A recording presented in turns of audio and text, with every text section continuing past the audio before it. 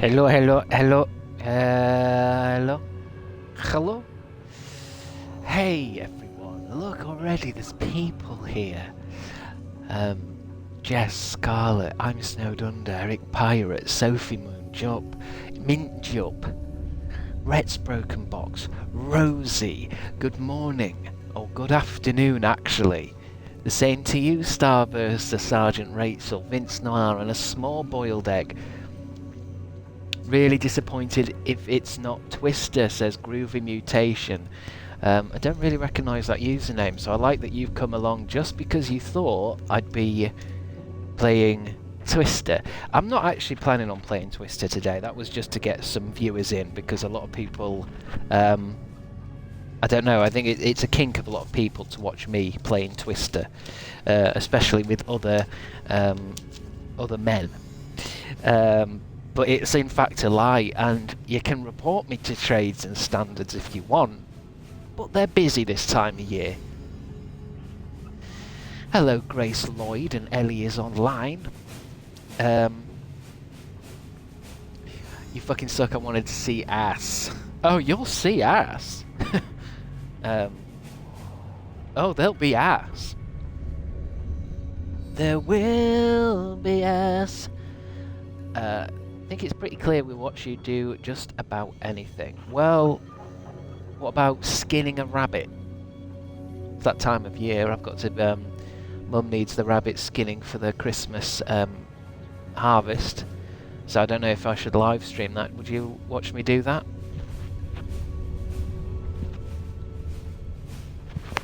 Groovy Mutation, you've taken it too far there. You're getting close to the timeout already.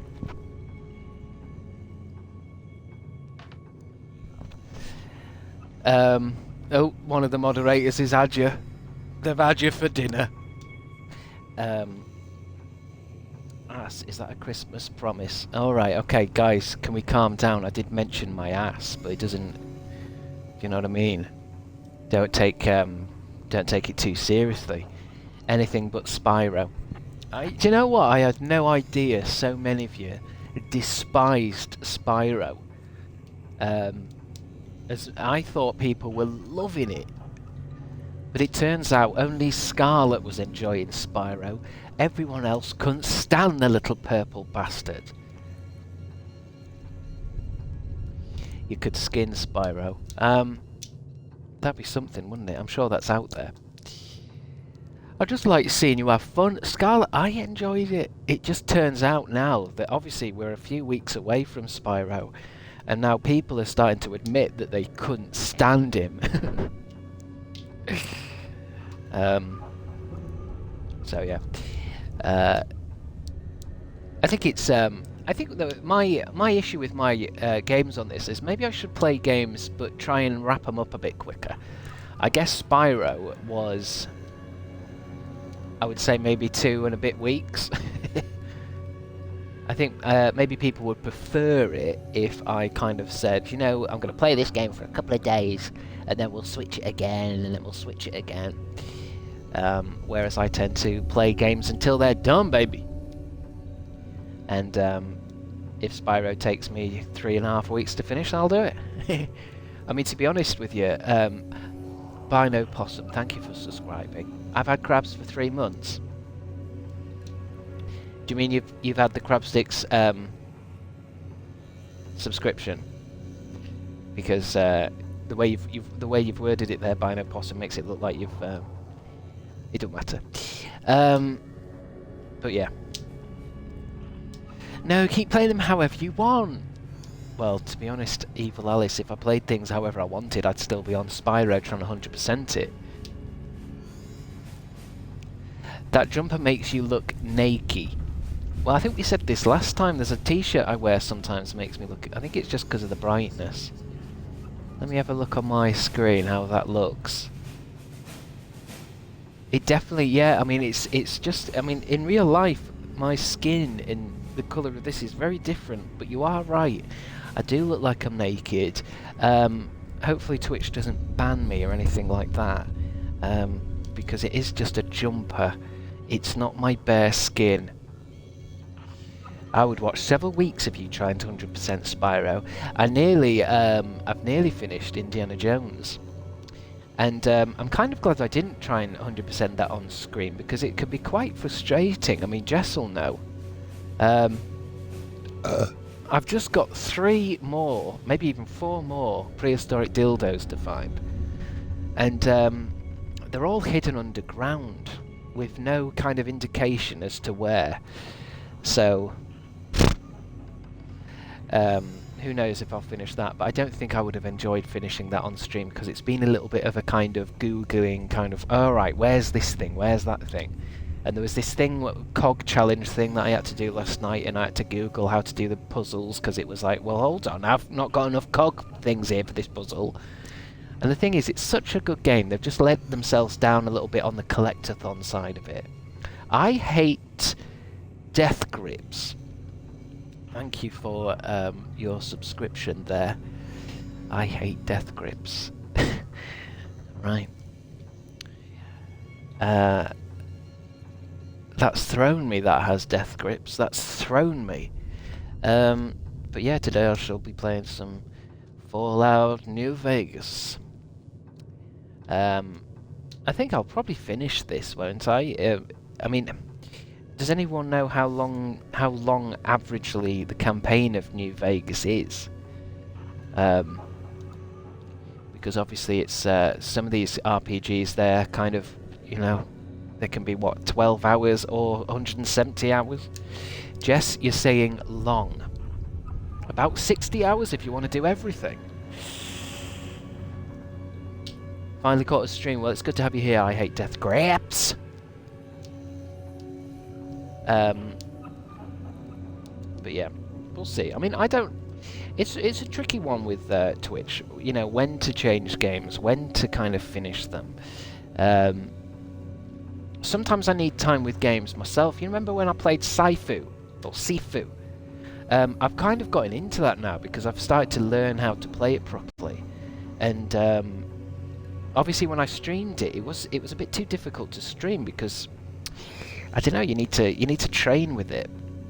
Well, not train, but you know what I mean.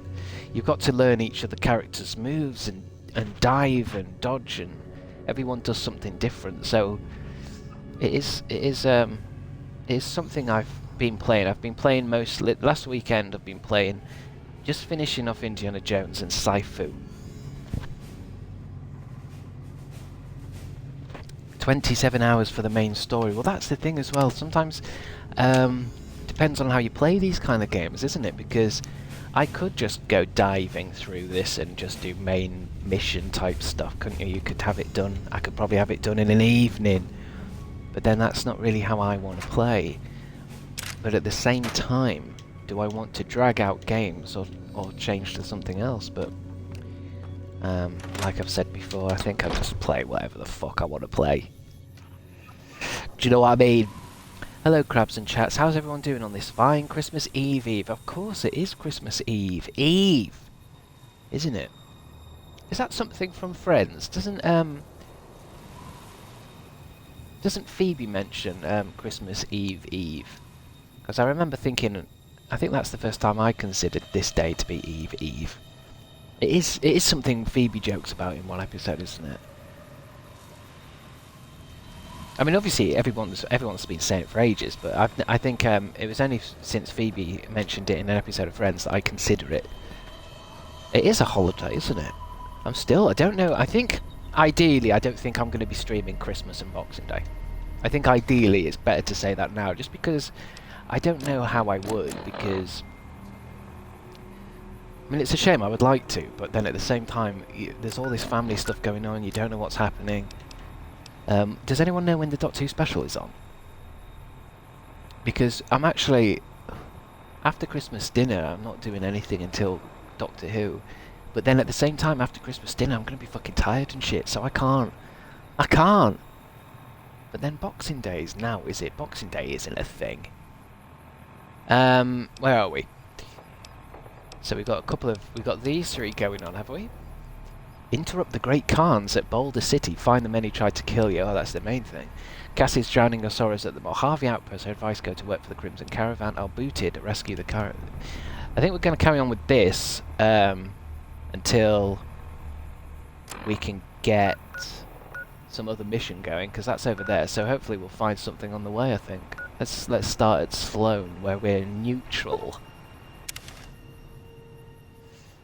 You should go to the dinosaur at night. Your accent has an air of pretense to it.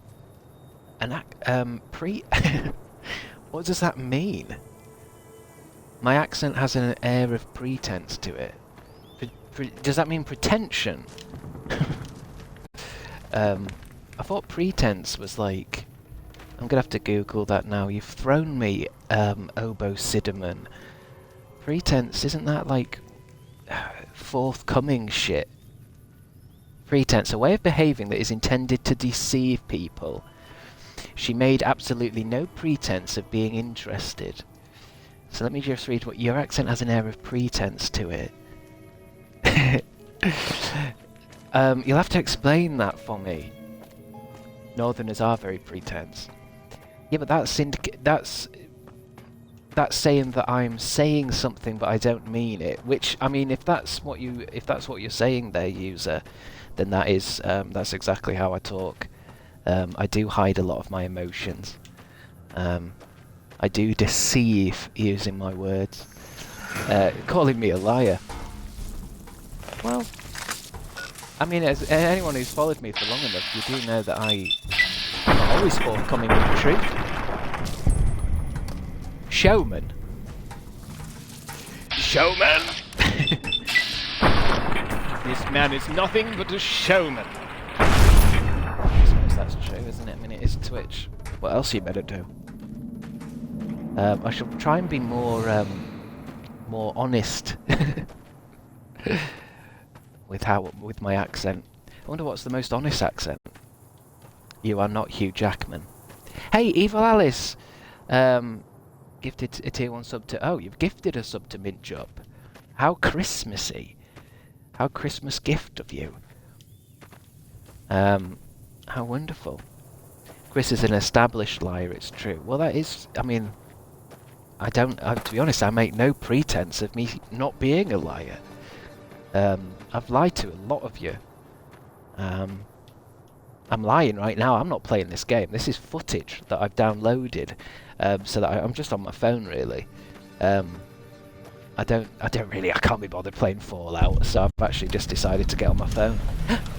Hey, we found Neil's shack. I have often wondered, though, must be possible. I mean, obviously some people would be able to work it out, but couldn't I just put gaming footage on, and just talk over it? Oh, hello. This is a dangerous place, human, especially for your Scared the kind. shit out of me. I suggest you turn back. There's nothing good waiting for you further on. That is not a mutant voice. What makes this a dangerous place? You must have heard her radio broadcasts. Though why a human would follow her invitation here is beyond me, unless you didn't listen very closely. The voice on the radio belongs to Tabitha, the supreme commander of Black Mountain, or as she calls it, the state of Utopatha. She took control of this place almost 2 years ago. The super mutants here do whatever she says, and she says humans are to be killed on sight. Oh. Crazy. I mean, I might be able to speech. That. I'm sure I've got a magazine. How did Tabitha end up in control? Who the hell's Tabitha? For years, Black Mountain was a peaceful community. Its leader, Marcus, broadcast an invitation to mutants throughout the wasteland. That's how I found Black Mountain. So did others, most of them second-generation mutants. Marcus welcomed everyone. That was his mistake. The community ended up being mostly second-gen, not very bright, but easy to influence. Fine until the Nightkin came along, led by Tabitha.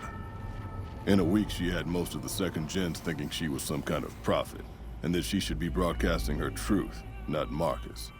Marcus saw what was coming and decided to leave before things got out of hand. He smashed the radio and left to found Jacobstown. Oh, this quest is crazy for real. All the mutants kind of... Haven't they all sounded like... They've all sounded a bit weirder than this. This guy sounds like a regular voice, but anyway. You say Marcus smashed the radio not very well, apparently. Why are you here instead of Jacobstown? Thanks for the warning, but I could take care of myself. What sort of trouble should I expect if I head up? You seem friendly for a mutant. Keep saying things like that and I won't be so friendly. Not every super mutant is a brain-damaged brute. Many of us are just as intelligent as basic humans, and the rest don't really have any choice in the matter, do they? Oh, sorry about that. I've obviously offended you. And none taken, since you apologized. He's a very well-spoken mutant.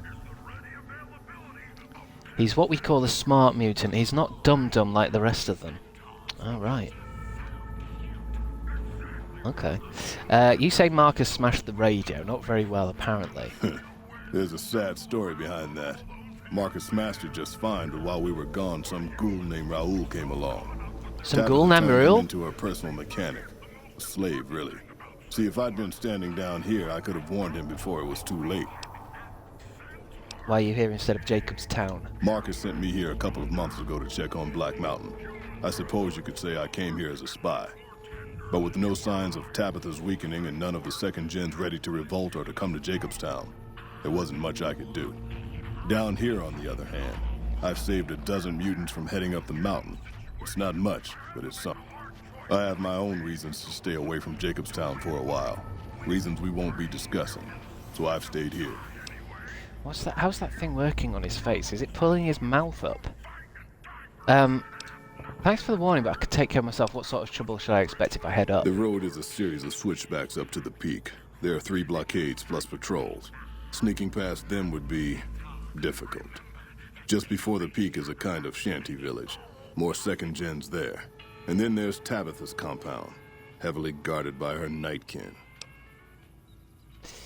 Nightkin. Was that the mutant with the cloak on?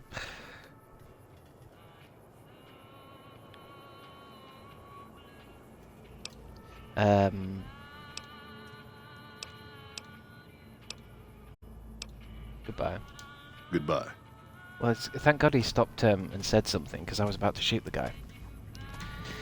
And this is his shack, so I better not do anything dodgy, else he'll start killing me.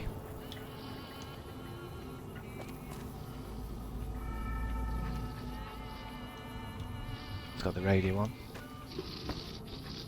Is that him breathing? Let me just see if I've got a magazine that helps me. Salesman's Weekly. Didn't I have a voice one, or I might be thinking of the old thing. Might be able to convince him. I don't think we do. Today's Physician. It had people on the front talking. I should buy one if I see them. They're quite useful. I mean, we can come back. I guess we just carry on. But it gave me a mission though. What did it say? Data quests. Head to the summit of Black Mountain and end Tabitha's reign of terror. Whereabouts is that? Oh, so it's only up here. Maybe we'll go end this crazy bitch's reign of terror. Why not? I'm not doing anything else. Although, didn't he say it's going to be hard to creep past them or something? I've got a stealth mode. Oh shit. Okay, hard to get past them, is it? I should have been looking ahead. Oh, they're all coming from me, are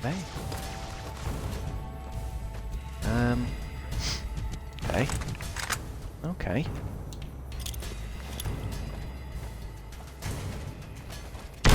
Oh, fuck. Oh, fuck. They've got the same idea. Oh, I bet Neil's gonna get involved. If I get Neil, is Neil gonna hurt me? What this game's like, sometimes you accidentally get somebody hurt. And then all of a sudden Neil be an enemy of mine. Items aid. Where's my stim packs? Why are they not in my hotkeys? Thank you. That'll be the tough part. I mean, they're not so tough. Where's that M16 thing? That's usually better at killing them. Fucking hell, they've got proper guns. That's no good. This has got too intense too quickly. I'm not warmed up yet.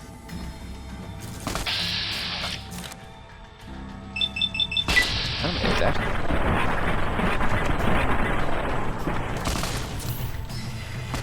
How many is there? Is there 2 there? Did I just see 2?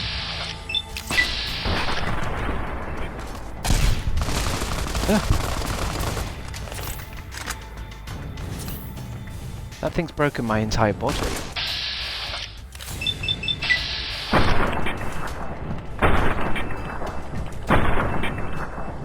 Oh shit.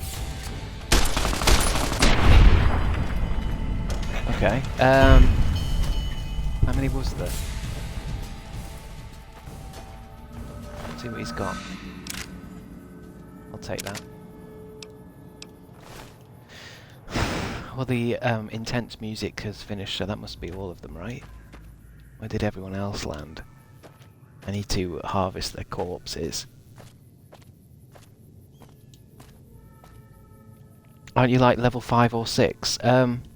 We must be, yeah. We're not that high into it, but the thing is, there's nothing else to do.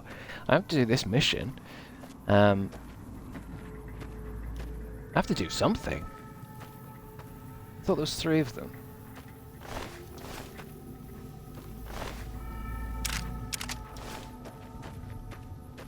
Where did I shoot that other guy? He might have shit on him.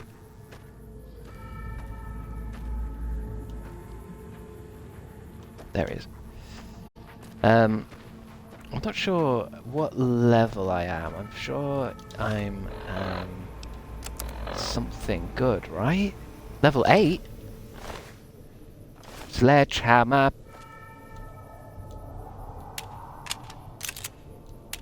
Why's my stim packs not working? Did I use them all? I don't like trying to put something on. Wait, I had 4 of them. Did I use 4 just now? Maybe I didn't have 4. Hello, Flicks. Oh shit. Didn't mean to press that. I'd be no good in the army, I don't think. Where did they come from? Where was I? I was walking this way, right?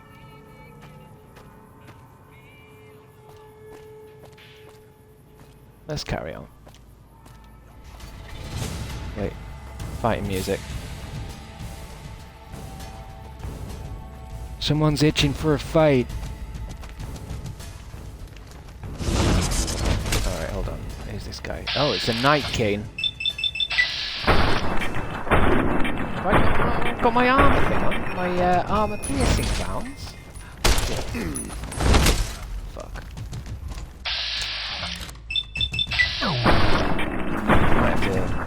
I have to abandon this mission just to go somewhere and fucking heal up. Oh, I've got my weapon.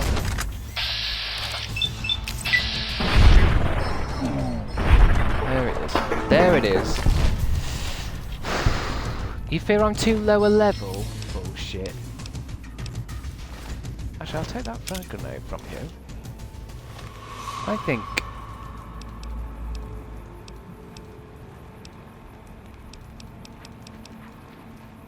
Maybe we are, because I'm going to have to get some help. Let's go see if I can sleep in Neil's bed. I don't think it was red. Too low a level. Well, I am... Oh, my limbs are broken as well. But when you level up, does your do you get more health? Does your health think up? What am I on now? 210. Wait, no, that wasn't health. 255. I guess that goes up, doesn't it then? Okay.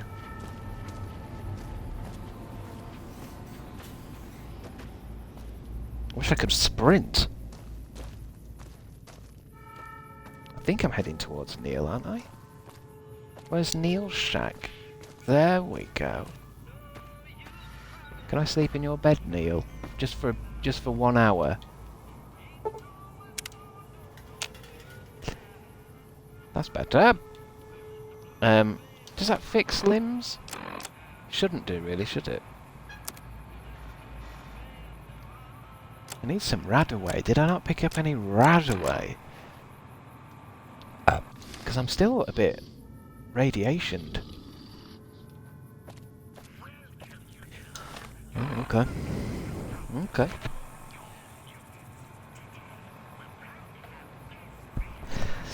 I wish my health increased with age. I think my immune system capped out at 15. I've really plateaued since then. Is everyone still suffering with illnesses and shit? I know a lot of people are getting your colds and your flus and all this kind of stuff now. Who's ill right now? Or is everyone well? I'm perfect in every way. Because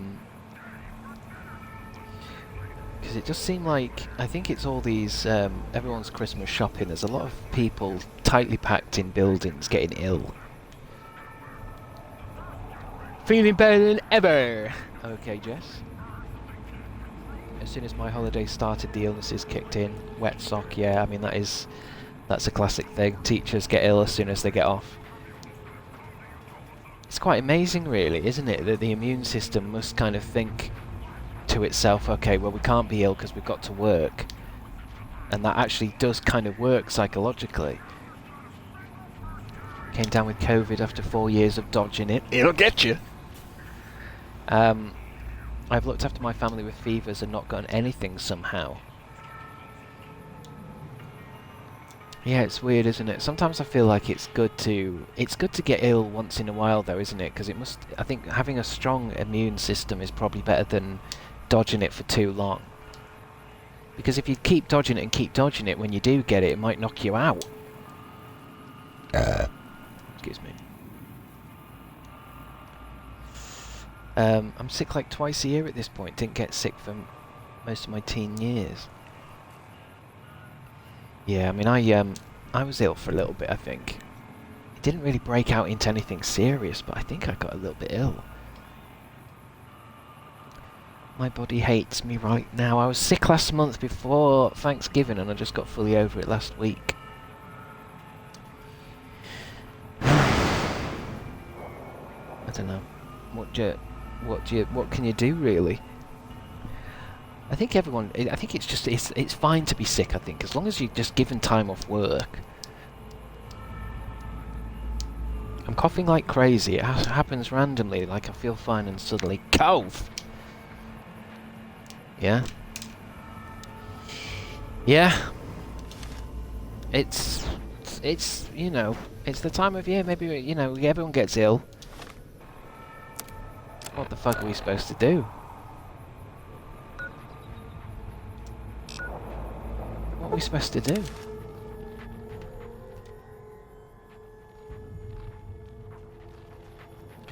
I only get sick when I'm at work. Unemployment is the cure. I mean, that's how I found it to be. Unemployment is very, very good for my... I wonder if she's got Radaway. She's a shop, isn't she? So, you're back!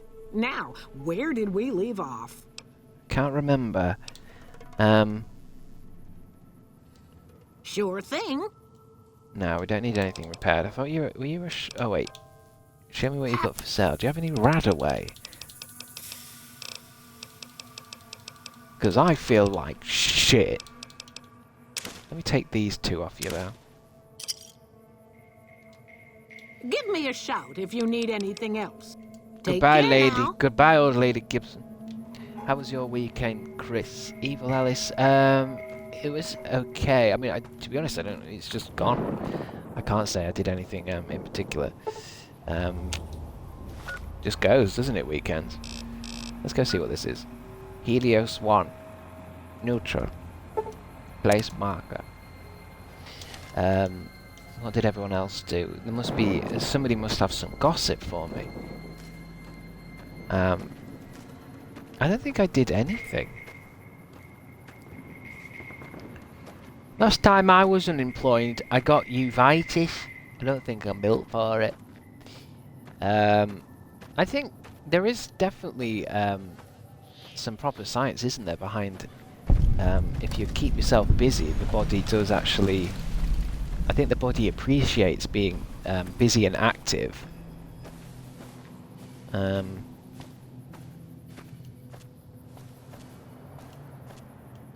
Which is odd, isn't it? I always find it so fascinating that teachers and people who work, they know that if they have some time off, that's when they get ill. It's so weird that the immune system would think ahead like that, but there must be a reason. This is a restricted area. State your business. I'm wandering around. And with the NCR, anything I can do to help? Oh, that's quite good. I can lie there. I'm with the NCR. Or I can attack. I'm taking over. Maybe not. That's a surefire way to get killed. Your being here is a start, soldier. We aren't exactly overflowing with troopers here. But if you really want to help us, talk to the idiot with sunglasses in the back of the plant building. He's been trying to get this place running for months and hasn't made any forward progress. What an asshole. Shouldn't there be more people than this defending a power plant? There should, but we're not getting much power out of it, so none of our enemies have big interest in it either. Not like Hoover Dam, anyway. We had a real fighting force here just long enough to take it from the Brotherhood of Steel. Then they got sent east to the dam like everybody else. Caesar's Legion sends skirmishers every so often, prodding for weaknesses mostly. The reality is, if they really wanted it, we'd all be dead. I was on antibiotics a few weeks ago because my cat punctured my eyeball. Oh. Is that, that must be painful. Punctured your eyeball?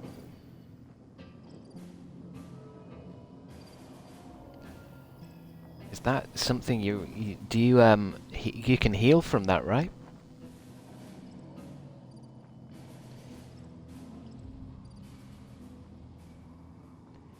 She was tapping my face to wake me up for breakfast and took a swipe. She happened to get a nail in my eye. It was all good, no issues with sight, it was just stung. Maybe you should have woken up. Maybe you should wake up nice and early for your cat then. If it's going to attack you. I guess, is it just that kind of thing where she just caught you? It's a shame.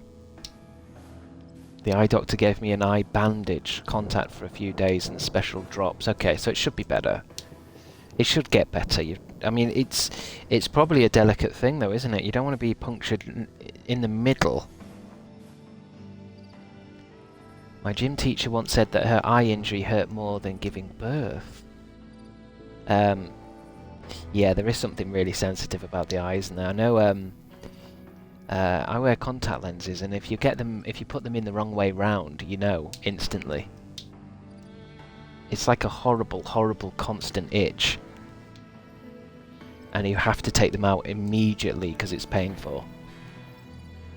Like, you can't accidentally wear them the wrong way round all day because you're in pain.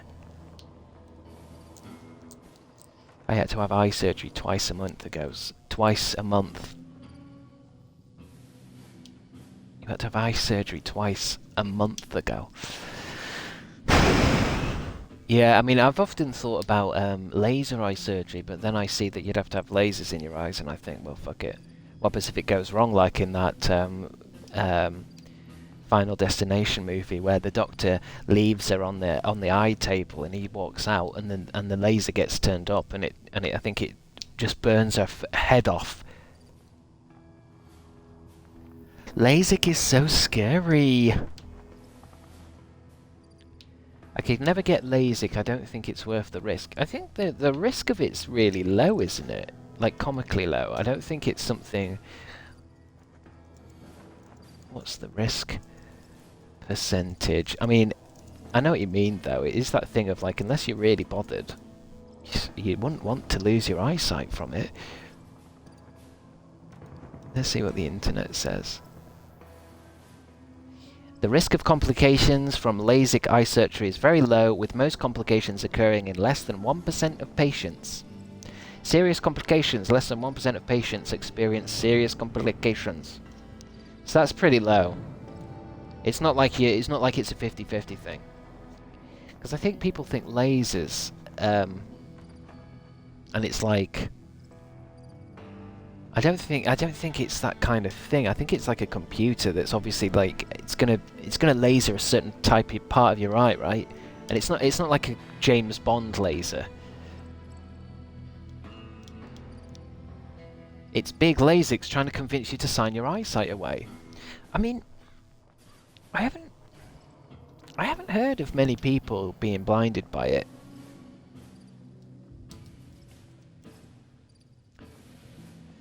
I think some people say it's a bit of a risk because I think it wears off as well, because doesn't it? I think it lasers your eye in a certain way that you have to then. I think it lasts a certain amount of time before you have to have it done again. Hearing about one person being blinded by it is more than enough. Yeah, I mean it's. But the weird thing is, sometimes I think about contact lenses, thinking, what's the long-term damage of contact lenses? Because it's almost like, well, you are putting a piece of plastic in your eye, or whatever it is. Most people's eyesight doesn't actually improve from it. That can't be true.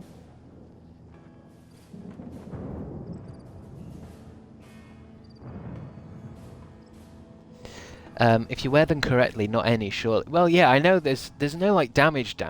Like obviously you just put your contact lenses in, but I mean over a long period of time. Like if you're wearing them for 50 years, because you're still doing something with your eye. I'm sure the best thing to do with your eye is not touch them or put anything on them.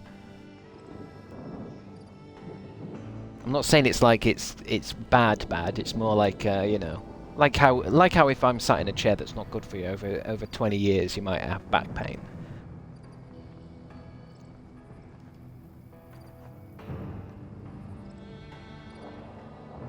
I think as well with the laser eye, some people, I think it's different for everyone, isn't it? I think some people have been, like, I know some people get told you can't have it done at all because you've got the wrong shape eyes or something. Because I think, I'm guessing laser eye surgery probably just, I mean, what does it do? Does it burn something away or reshape something or add something inside your eye? I mean, it's just... I used to wear contacts 8 hours a day every day. I don't know how I did it. Yeah, the contacts I wear, they do get tiresome, and like some days it's as if I'm not wearing any, and then sometimes they'll be not uncomfortable, but they'll be a little bit kind of like, almost like when you get home and you want to take your shoes off.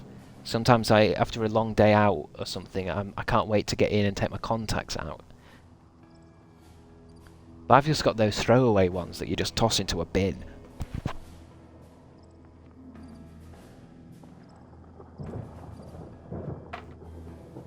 Hello, Scattered Starburst. What a lovely username. It's like some kind of name you'd give a unicorn. Or a Care Bear. I use glasses, much nicer looking and less scary. Yeah, glasses, yeah, glasses are weird though, because I keeps popping up the people talking about how glasses can, that you should, if you need glasses, to not wear them too much or something, because you want your eyes to stay strong, or some shit. Does anyone know what the talk is? Glasses get smudged so easy. That's why I like that microfiber cloth that people use now. They're really good at cleaning glasses. Mine do get really smudgy. And then I like to clean my glasses really well, and then it's like it's like seeing in HD again. Shouldn't you avoid swimming in them? What was that about? Is that about contacts? Yeah, don't. To be honest, I don't even think. I don't think you can even swim in them even by mistake. I think I remember getting in water once with contacts. Maybe on holiday, and you instantly know you can't get away with it. It's like the water just fucks them up. You can with goggles. Yeah, I'd still be a little bit wary of it.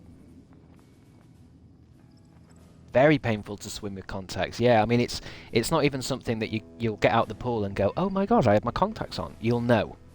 The water, I think, fucks them up. And then you're like, oh shit, I gotta take them out, they're fucking up. They don't work. I think you probably get prescription goggles. Yeah, that's what I mean. Yeah, if your goggles leaked a little bit, I mean, I think. Yeah, I wouldn't risk it because you don't want any water in your eye. Just don't stick your head in the water. Yeah, but you know, you're in a big pool of water. People are splashing around. Don't know what we're talking. Why are we talking about contact lenses?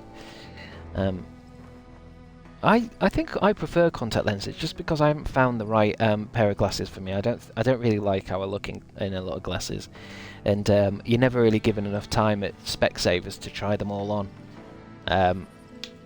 I need an expert that fits glasses to tell me which ones are good for me, because I'm sure there is a type, but a lot of them I just don't like. And sometimes I like them in the shop, and then I just don't want to wear them. They're too cumbersome on my face. My mum has prescription goggles. I did hear that about your mum. Nah, I swim twice a week and never had a problem. Well, as long as you're safe. I think you just don't want them coming out. Like, I always think sometimes when, like, I've had times when they've come out and I'm like, hold on, is it actually out? And then if you're out and about, you've got to really get to a mirror so you can sort yourself out. My friends and I spent an hour in Specsavers when I got my first glasses to make sure I got a cute pair. Well, I suppose you can. You should spend a long time in Specsavers because I mean, glasses cost like fucking 70 quid. You should really spend some time, but I always feel a bit rushed. I don't think I actually am rushed. I think maybe next time I go looking for glasses, I'll take fucking as long as I need.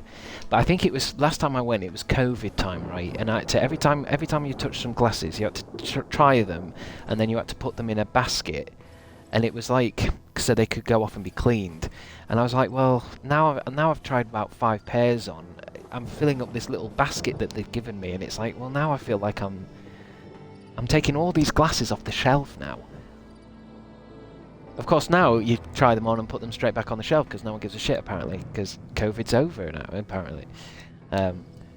So just for that small, brief amount of time when no one could touch anything.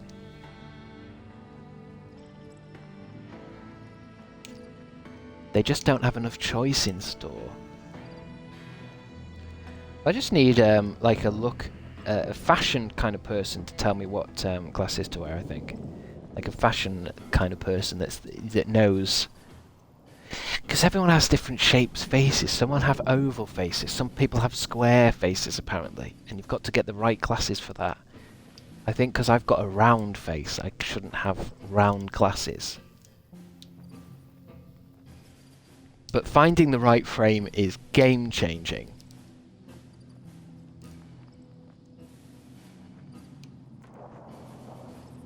Yeah, I felt so bad. Tried on everything they had. Well, that's what I mean. There's a uncomfortability with trying on too much because you feel like you're I don't know. There should be somewhere private. Because as well, like I always hate that thing because you put on any pair and the person working there goes, oh, that's lovely. Oh, that one's lovely. Yeah, they're lovely. Shut the fuck up. Actually, circle lenses are quite good on circle faces. Well, there you go. I don't know Rhett's broken box. Maybe if I ever go Specsavers again, maybe I should live stream it and we can do a vote. Although, to be honest, I did say before, like, I do like wearing contacts during streaming because I don't like arms there on glasses because they squeeze my head. Do you remember when I used to do it with glasses on before? It gave me a headache. Every stream I got a headache. I need them glasses that Morpheus has, you know, where they just sit on your nose and it's just there with no arms. And we could do a poll, yeah, we could do a kind of, you guys get to decide what glasses I wear, but then I'll end up with glasses like Timmy Mallet or something. Most of you are going to have to Google that reference.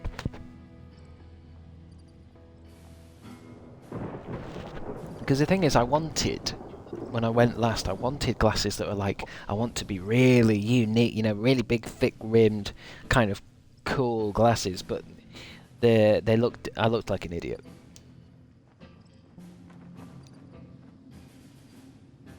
You can try them on the Specsavers website, can't you? Like digitally? I'm sure you can. Does it like map one to your face like an Instagram filter? Because I mean, in my head, I'm imagining that being really shit. But I'm sure, actually, I bet it's quite good technology now, isn't it? Yeah, you upload a pic and it puts little glasses on you. It's very funny. Yeah, I can't imagine that giving you a massive idea of what the glasses are going to look like on your actual head. But then, I don't know. Maybe it's good technology now, isn't it? Why the Brotherhood of Steel here? Just quick, Damned if Lieutenant I know. Haggerty. Put up a hell of a fight, though. We had them outnumbered, I don't know, 20 to 1 maybe? They held out as long as they could, lost most of their force before they retreated. Gave us a little parting gift, too. They had some of the plant running, but they shut it all down. Enabled an old security system, too, to keep us away from the controls. Jerk-offs. Why are you here and not the front lines? Isn't that more important? I ask myself the same question all the time. But energy is hard to come by around here. Gives you more control over this area than troops ever could. Hell, if we lose the dam to the Legion, this little plant may be our last stand. Goodbye. Later. Okay, so we can... What did she say about some idiot? Talk to the idiot wearing sunglasses in the back of the Helios 1 plant building. Is that why we were talking about glasses? Do I have to go in the building to get to him, or is he around the back? Let's have a look. Door to Helios 1 power plant. Hello, Anisha 1111.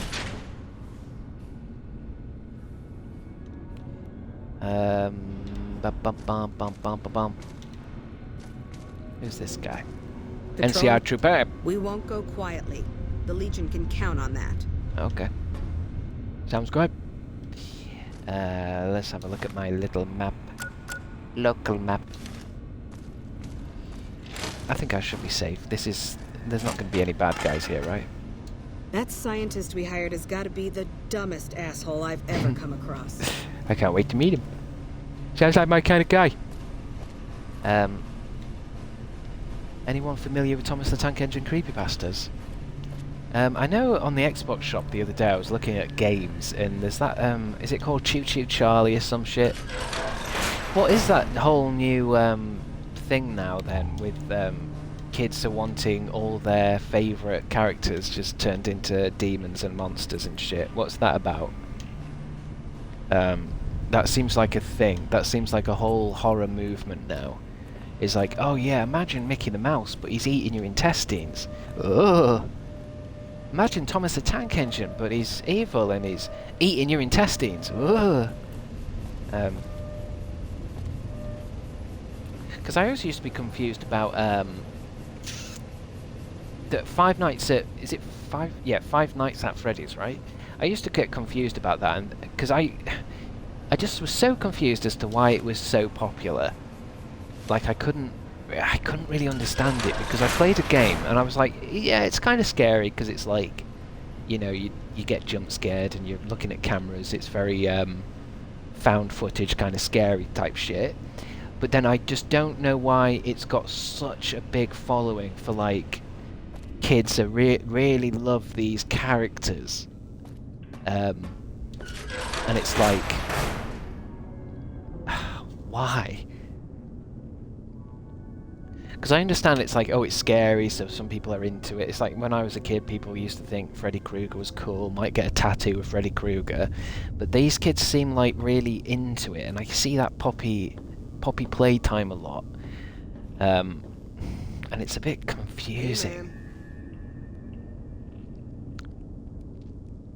I see Poppy Playtime toys everywhere. It reminds me of something else. I know when I was a kid there was this thing called, I want to say they were called Treehouse Friends, and it was like a cartoon but they'd all kill each other and shit. And it was kind of fun alternative cartoon, and it was kind of just left there, but I stumbled across a lot of, there was a channel, I think maybe somebody followed me, and I was looking at somebody's animation channel. It was basically just loads of cartoon characters chopping each other's heads off and shit. And I was like, I was just watching it thinking, what's the psychology behind this? Because underneath it, there was loads of comments that were like clearly from children being like, hey, I love this episode, thanks so much. And it was like the episode was just cartoon characters mutilating each other. There wasn't, and everyone's like, I really like the story in this one, thank you so much. What? What's going on? I mean, I think it was in the same realm as the Elsa Spider-Man ship. That same realm of like, who the fuck's watching this? And whoever's watching this is either a child or is mentally unstable. I was thinking The Simpsons. No, not Treehouse of Horrors. I think somebody else said it. What did I say? It was called Happy Tree Friends. That's it. But the thing is, Happy Tree Friends seems like the joke there was that they were these cute characters and then they'd all get like cheese grated up or something, or they'd fall into a blender, and it was kind of like little funny kind of cartoons. Whereas now there seems to be entire channels of just that, but without the writing or even the surprise or comedy. It seems like, hey, who wants to watch this cartoon character bleed to death? I don't even know what I'd watched. I don't even know how I got to it. YouTube Kids has some of the least child-friendly content. I wouldn't let any child near YouTube. I'm scared of what the next gen of kids are going to be like. Well, they've watched some fucked up shit already. Some really fucked up shit. Hey, man. Hey, where's this arsehole? Fantastic. Who the hell are you? They bring you in to replace me? They're replacing me, aren't they? Oh god, he is an arsehole. Settle down, I'm not here to replace anyone. Damn right you're not. Goddamn right. Why would they? You can't top this guy. Just a little more time. You can't keep Fantastic down for long. Why's he called Fantastic? Is he a wrestler? Oh, this fucking guy. As a teacher, they're awful. What do you mean, wet sock? Who's awful? The new generation? I'm glad I grew up on Fred on YouTube and not any of that shit. I think Fred was the beginning of the shit, wasn't he? Sometimes I hope the next generation of kids are actually going to turn their backs on the internet once they get older, and they realise the internet's a bad source, and they're going to reject all screens. That's what I think is going to happen. PJ, are millennials the last generation to grow up without internet being around from birth? Well, I think I've discussed this before, where I said I remember not having the internet for a certain amount of time, because I remember what having the internet was like, and I'm sure I was in high school, so I feel like a few millennials feel this, where it's like we are grateful for the internet, but grateful that it wasn't there from the beginning. I wasn't one of those iPad kids that would get angry without an iPad.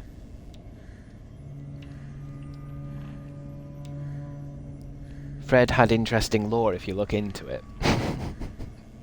No, I'm good. I'll watch, like the same with Elden Ring. I'll watch some Fred lore videos, should I? Just to get the full story. I think Fred wasn't. I mean, the thing is, Fred wasn't too bad. I don't think he seems like a good enough person. I think sometimes I worry when something like Fred happens. Right, what it is the creator does something. And it's funny, right? He speeds up his voice and he acts like a kid, and it was just a sketch character, right? And what I feel happens is the creator then gets so many people watching that he thinks, oh, this is like a comedy hit then. I'll have to do more of this. But the people are watching are not super smart people that are watching because it's a comedy thing. They're watching because they like listening to, like, you know, like what's that frog song, that dancing frog song? Or like the chipmunk song, you know, like people who like annoying shit. So I think maybe he probably got really far into his career as Fred, and then there would have been a moment where he would have maybe had a fan meet up, and then he would have seen all the people who like him, and he would have gone, oh, right, I get it now. Now I get it. these are idiots. But by then he's got like a 3-movie deal with Nickelodeon. And he retired that Fred character ages ago. Talking from personal experience, Chris. Not really. I see where you're coming from. Are you saying that I went through that?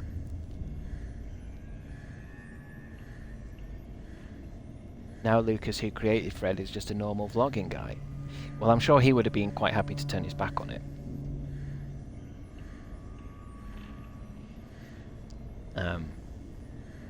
Yeah, I've seen his regular stuff. He seems like a nice, honest, funny person, just like everyone else. I think sometimes people do talk about certain things that you do creatively. It's like a, what do they say, like double-edged sword. So yeah, Fred was super popular, but sometimes you don't want things to be super popular. Not if it's then going to hijack the rest of your career. He sold his Fred channel to a kids company. Good for him. Are you talking about animal impressions? What, my video? I don't think that was that.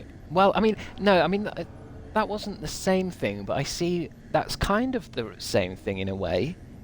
Where it's like, let's say I do loads of videos, and my idea in my channel is like sketches and stuff, but one sketch is like, oh, we really like that, do more of that. And then as a YouTuber, you kind of start going, oh yeah, that one did really well, I'll do that again. And then fast forward 5 years, and now that's all that you are. You just don't want that to happen, but it does seem to happen to people. And it's like, well, I'm thinking, is it not the Fine Bros? Who were those 2 guys? Is it the Fine Bros? That ended up doing like reaction content, and that was it. I feel like they did like loads of different stuff, and then, yeah, it was them, wasn't it? And then they must have had one reaction video do so well that it was like, well, that's us now. That's all we do. Didn't they try to copyright the word react? They did, didn't they? And they've kind of disappeared a bit now, haven't they?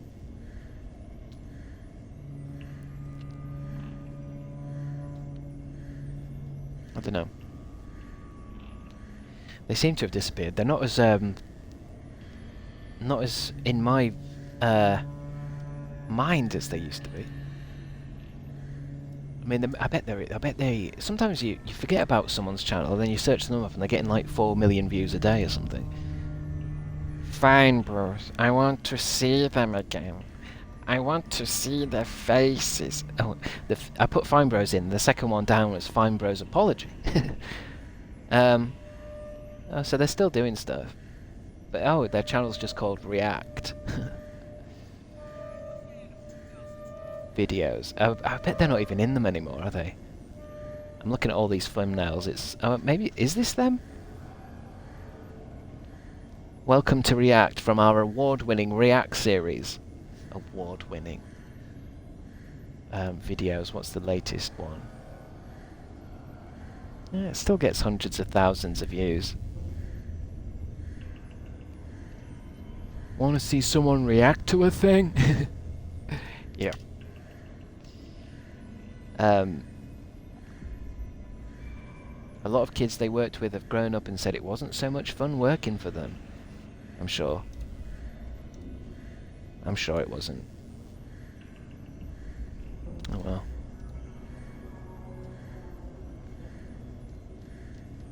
They both look like they're saturated by water. I can't see them. It looks like their channel is like, they probably don't run the thing. I guess a few YouTube channels do that, don't they? Where you just sell your channel to a company, and then they'll take it over. Sounds like a good idea. Sell it up. What job do you have here, Mr. Fantastic? What else? I'm in charge. This whole operation depends on me. No Fantastic, no power. Got the whole NCR suckling my teats, and it feels so good. Okay, this guy's something else. What are you trying to accomplish here, Mr. Fantastic? Well, see, we're getting power because Suckling the guy teats, running PJ. this place is fantastic. But the mirrors outside aren't He's an aimed asshole. right, so we're running at 1% efficiency. And I guess that just isn't good enough for some assholes. Trouble is, a lot more most swearing of the than stuff in controls this for one. this place aren't here. They're in the tower. And that place has some crazy pre-war security system that the dumb shit NCR set off when they took over. Killed 2 guys. Now they won't go near it. They want me to make an omelet, but I can't break any of their eggs. Know what I'm saying? Kind of. I kind of get what you're saying. Chris, I'll buy Crabstickz channel off you for 10 bob. I wondered how much I would sell it for, since it's dead. Because I know, I don't think I've ever been offered, someone's bought it. I'm sure I've had someone say something, like, you know when you get dodgy emails? I'm sure someone offered to buy it. I didn't ask them or anything like that because it was probably a scam, but it would be interesting, because I'm sure all they do is just take your channel, delete everything, and then upload a video for a fucking phone game, don't they? And that'd be it. I've often wondered, how much would I sell it for? Because obviously not a tenner. But at the same time, if it's worth money, then why not? Just take my videos off, put it somewhere else. The last video uploaded to the Fred channel was 9 years ago. I mean, he retired that ages ago. I mean, I think he retired it after the films, didn't he? How would someone retarget the mirrors? Retarget the mirrors? Retarget the mirrors? There's these 2 terminals Is that a word? outside. Retarget? They control the mirrors. I tried fooling with them, but didn't get very far. You'd have to get them to talk to the mainframe up in the tower, then do the rest from up there. Moving mirrors? I'm guessing, but it sounds good, right? Hey, Thinking of that you're level not in thinking Super about Mario going up Sunshine there, are you? now. What did he say? I am now. Well, hey, if you find yourself up at the mainframe, do yourself a favor and make sure you send the power to the right place. It needs to go to the Strip and McCarran. Why should the power go to the Strip and McCarran? What exactly why are you worried about being replaced? Goodbye. Here, you'll want this. It's the password to one of the terminals outside. Found it written on one of the stalls in the bathroom. Okay. We could... I mean, look, I don't want to sell my channel, obviously not, but, I mean, I'm talking about prices here. If somebody came to me with, like, 1 million, I think I would just say, yeah. I don't think it's worth keeping for 1 million, for, you know, if I can get 1 million from it. But obviously no one's gonna, 10 grand? Who's this guy? Hello. Ignacio Rifas. It's unusual to see a new face here. Are you a soldier or a scientist? I'm a soldier. Well, that explains it. NCR?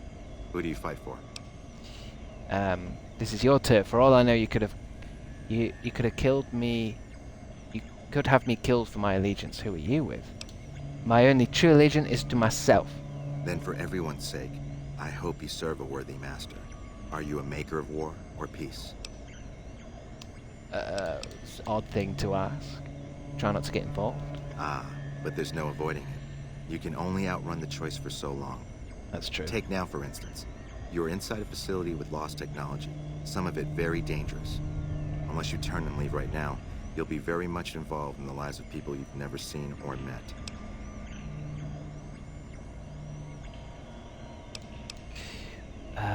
What more is there to this place than a power plant?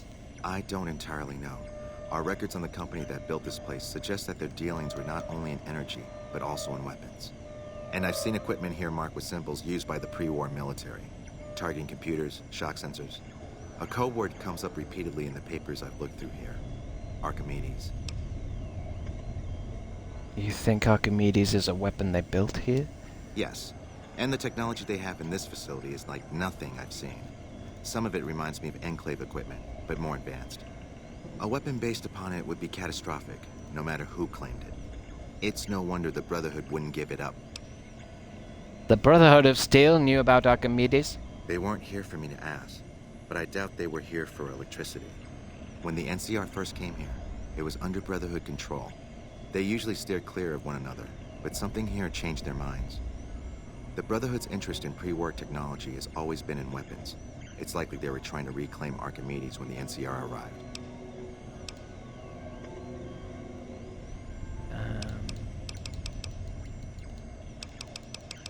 I think I might change game. I don't want to talk to people today. I don't want to talk to NPCs today. I might change game to something with more flashing lights in it. I need stimuli. I also might grab another coffee because I need a pee-pee. But I might just change game just to something more exciting. Spyro, let's go! Spam through dialogue, Hermie. Well, this is the thing, I don't like spamming through dialogue because then you don't know what the fuck's going on. Do you know what I mean? No, God, no, not Fall Guys.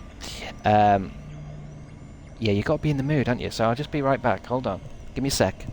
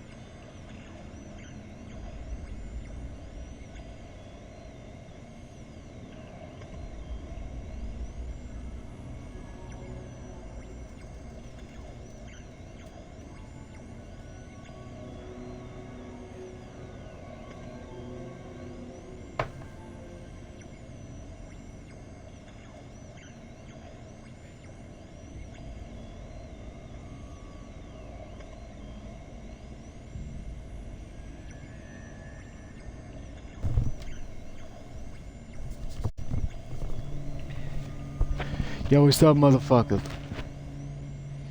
Motherfunsters. Motherfuckers.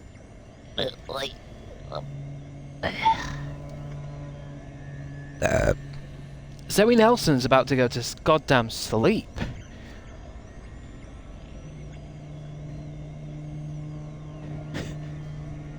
So am I. Let's just have a nap. Maybe I know that on Twitch there's a whole category for people who are just sleeping. I like how it's called that as well. Just sleeping! Let's just have a nap. But can you all leave your Twitch on? And that way it'll increase the viewership. Hi peeps, can I get a recap before I sleep? A recap? Of what?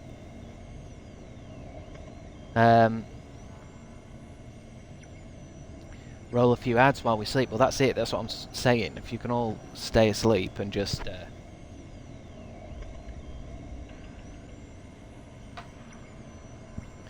let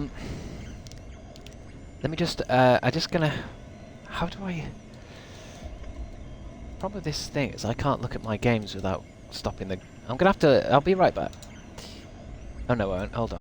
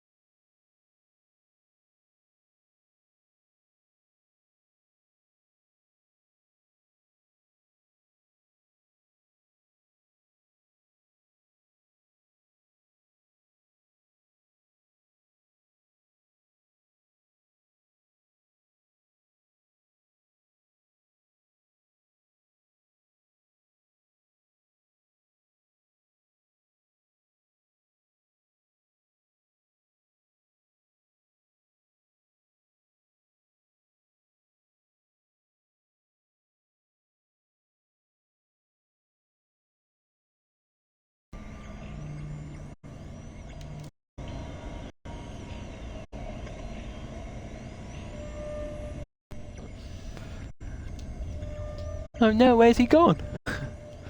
Can't make it any clearer sometimes when I disappear. Yeah, I was just looking at my games because I never know what I've got downloaded. I'm either going to play Fortnite, Elden Ring, Crash Bandicoot, Fall Guys, SSX 3, Vampire Survivors, Doom, or Time Splitters 2. It's one of them. Can someone decide for me? Fortnite, Elden Ring, Crash Bandicoot, Fall Guys, SSX, Vampire Survivors, Doom, or Time Splitters?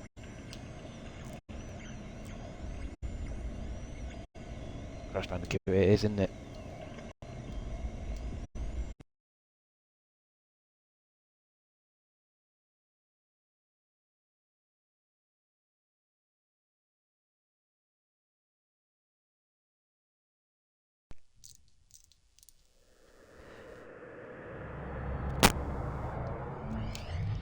We stand that crazy Bandicoot. Am I sick? Blast from the past. Developed by Too many options for the poll. Visions.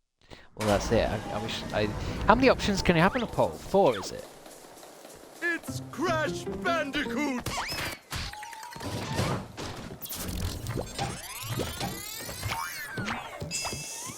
You have 69 followers to go until 9... oh, is that the goal? Yeah, because I realised I didn't really like putting sub goal on, because that seems a bit like, give me money! Whereas follower goal is a little bit more... I actually want more followers than subs, because followers is like...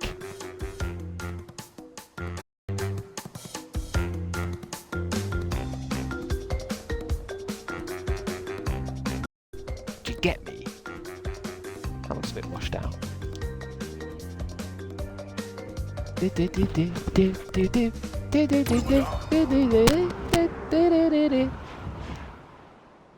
My sound's a bit out. I wonder which one should I do then? I think I might just go on to this. Where was I? Continue. What's my percentage? How much have I finished? Is this a new file or an old file? 47% complete. I'm going to play it from the beginning anyway, because I want to. I've got it all, but I wanna. Why does it look washed out? Yeah, it does a bit. I wonder if it might have been something I changed in my options. Unless I don't think you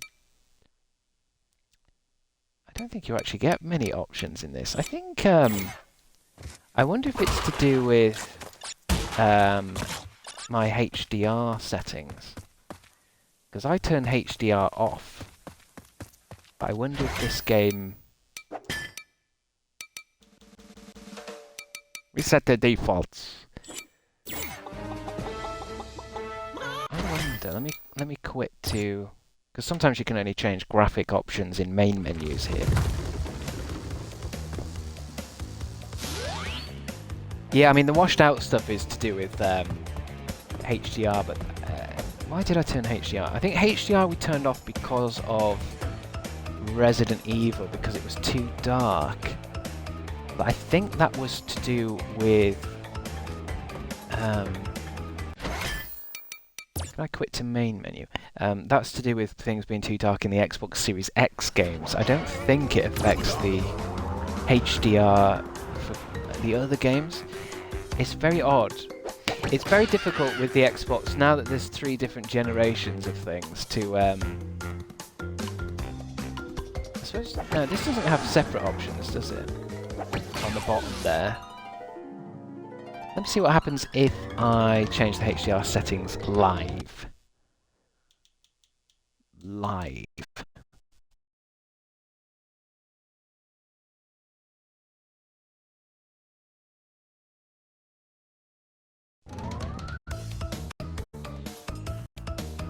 Weirdly, it was already it was actually already on. Does that make it look different? Does that look different? It's hard to tell. Well, nothing I can do about it. Overwrite this save. Why not? Who gives a shit? It's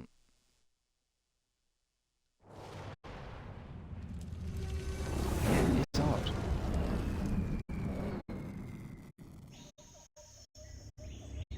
Looks super washed out. Because it's not like, because it looks washed out on my TV. Usually when my TV's washed out, it doesn't really. At last. It doesn't really change the. Shouldn't have changed what you guys get, because you guys should be getting just straight Xbox footage. It looks like dark, doesn't it? Uga is free? No, it cannot be. It's just odd. Evil. Great. It's an odd console, the Xbox. Oh, and party time.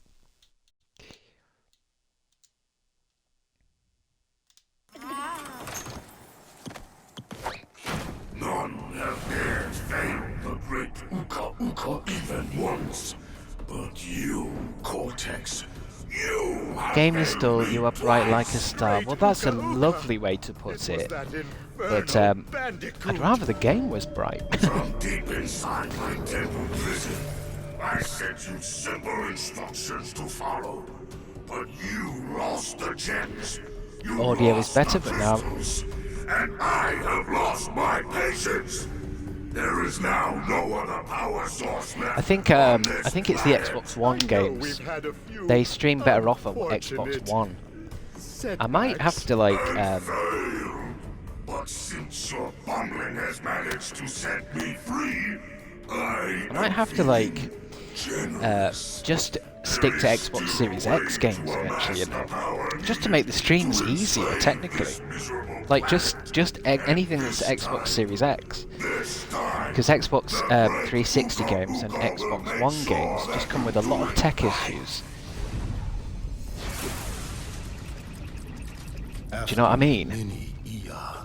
It seems like they've made it work for Xbox Series X and then forgotten about backwards compatibility, which they did do for a long time. I think the fans literally stopped buying the Xbox, so that's why they made it backwards compatible. It was like they wanted to get away with forgetting about backwards compatibility altogether until people stopped buying their shit. It's amazing how fast companies change when you don't buy their shit. Uka Uka and Cortex plan to use this time-twisting machine to gather crystals that lay scattered across time. Did you ever play Crash Wrath Wrath of Cortex? Yeah, I did. I didn't like it. I know a lot of people defend it now, but I still think it looks cheap. And then jump into the portal. I thought it looked... I mean, there were some levels I was like, hey, this is just like a regular Crash Bandicoot. But then after a while, I just didn't like the levels. I didn't like the style of it, the aesthetic of it. Why is it so washed out? It just looks odd. There's no options though, is there? I don't know. Have I played this on my Xbox Series X? Crash, crash, I must have done. crash. Why must you always mock Hello, in my Chaotic mud? Good Radio. Look, I have a mask helping me too. How's the stream going We will today, find Games? out It's which one going is all more right. I haven't got into the powerful groove soon yet. enough. I think it's because I've spent this morning doing things. So I had to go deliver some Christmas presents, and I had a what is it? A chicken and mushroom slice. And I think they might use cream in their ingredients. Because I feel like I'm going to shit my pants. Not really. I promise I won't. Well, actually, no, I can't promise that. Actually, I can't promise something if there is that chance. Not Code Brown. Don't put Code Brown in the chat unless it's a real Code Brown. We don't want like the Boy Who Cried Wolf type of thing. You can't joke about Code Brown because when there is a Code Brown, people won't know if it's a joke or not. Do you know what I mean? We have to take things like that seriously. We've not had a Code Brown in a long time, but that doesn't mean that they can't strike at any moment. Like what happened last time, it comes thick and fast. Weirdly, the game hasn't changed, by the way. Sometimes it does in a bit. I like the idea if anyone's, the people who are actually on Twitch to watch other people play Fallout New Vegas, they might come in and check this out. Hey, is this a mod? Is this a mod? It might change in a minute. It might be... I think something needs to refresh.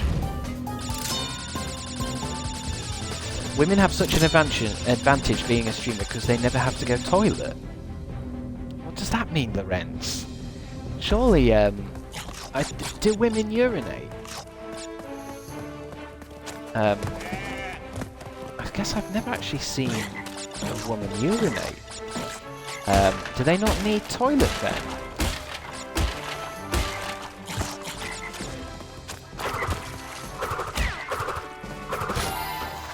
Back when I was a woman, I never peed. I see. Well, that's interesting. I didn't know that about women. Is there anything else I should know about women? Do they sleep?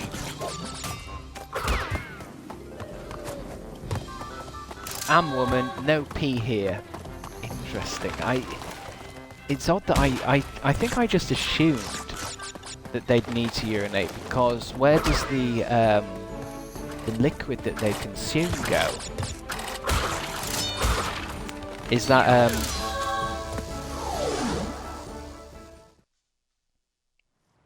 It depends. Do they just throw it back up the water? Edit stream info. We better change this before I'm sued for false advertising. Although, I do love this Crash Bandicoot game, but part of me still would love to play the PS1 ones again.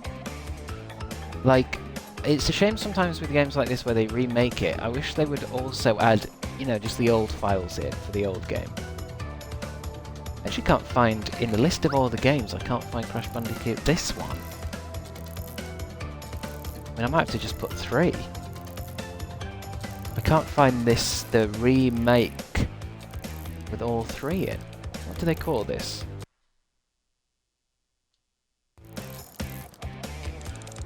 Crash Bandicoot Insane Trilogy it's called. That doesn't seem to be on Twitch. I mean, it must be. I've done this before, haven't I?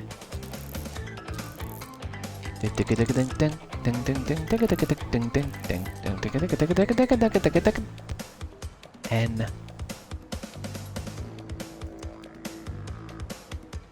I can't find it. Might just have to put Crash Bandicoot 3. I mean, it is one played, but it's not the 1998 version.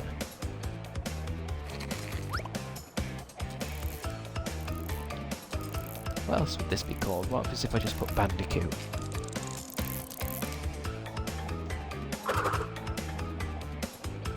Bandicoot Trilogy, maybe? Maybe it just isn't here.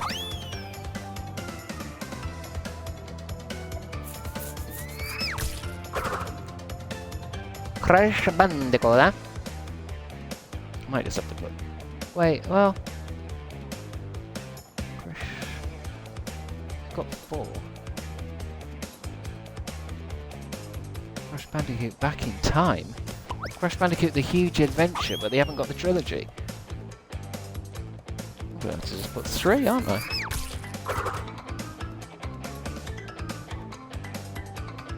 Okay. I mean, that's not what I'm playing, though. I'm not playing the 1998 version.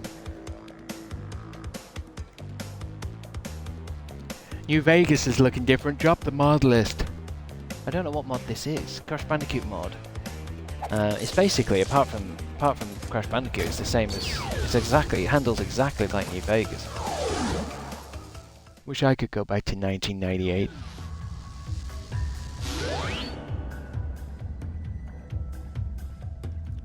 Yeah, I reckon no one will notice this isn't New Vegas. Same shit. Exactly the same game. I just wish I could play the old one as well, just because of the nostalgia of it. Like, obviously this is a spot-on remake that they made, but part of me would like to still see the old graphics. And I presume that the game must be fucking 10 megabytes or some shit. It's like I was thinking of getting the new, there's the Tomb Raider 1, 2 and 3 remade. I want to buy that. But I would definitely buy these remake things if they added in, even if it's like a reward for 100% completing it or something. You get the old game files. But then they just never seem to do it. Obviously, they're probably because they want to sell them as well separately.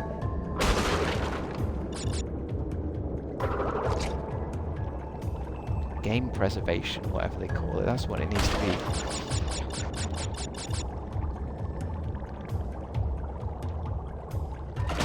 I put it under retro. I don't know. I don't know if this is retro gaming. This is a new game. But I could have sworn we. I've never had that problem before. Maybe I'm just putting it in wrong. But I'm putting Crash Bandicoot in, and I can't see Crash Bandicoot: The Insane Trilogy. But I must have done it before. I don't think I spelled it wrong. Good night, So Nelson. Zoe, you were falling asleep, bless you. Well done for staying up as long as you have done.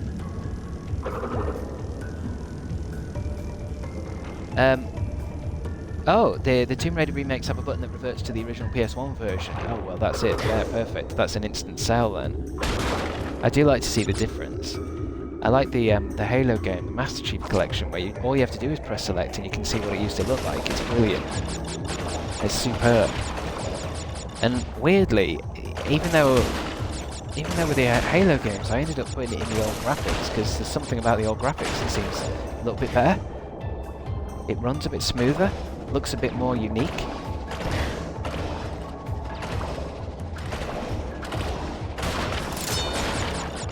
Because I suppose when they remake something, I kind of would rather they just cleaned up the originals. I think when they remake a game like this, it's to get new kids to play it that don't want ugly games. but I think a lot of fans, when it comes to remakes of stuff, I'd rather just they cleaned up the game.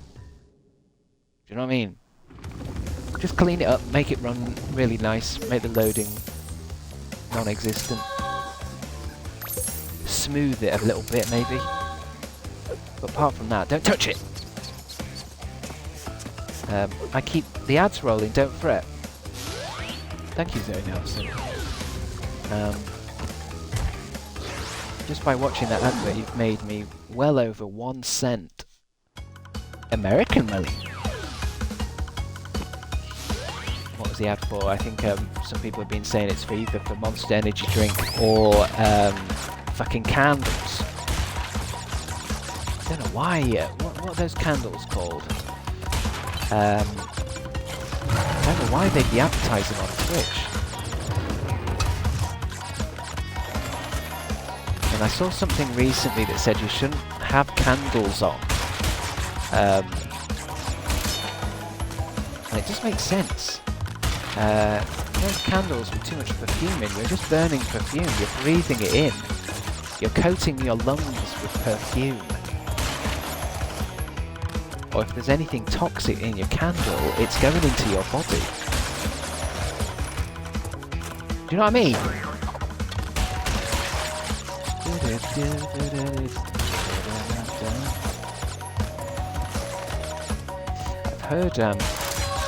I've heard streaming off the PlayStation's better.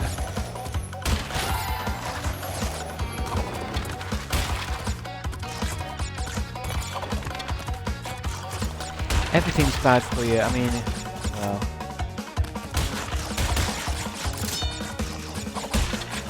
I think everything can be bad for you, can't it? I mean, it's all about how you do it. I'm sure you're not going to die from candles, I'm sure.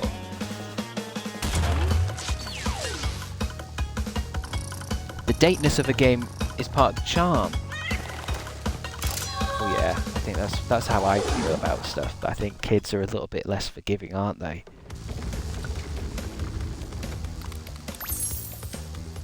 Because I guess there's a difference between a remake that is like, we're just remaking this game for the fans, and a reboot where it's like they actually want to get the character... It's like with Sonic. I think they want Sonic to be constantly in the pop culture psyche. Uka and Cortex want tiny get crystals. I don't see kids now watching old Simpsons either. It's too, yeah, it'd be too ugly. Or crash get crashed. I think it comes in that weird box as well, some of the old episodes. It's the wrong ratio. I don't understand the context of this ratio.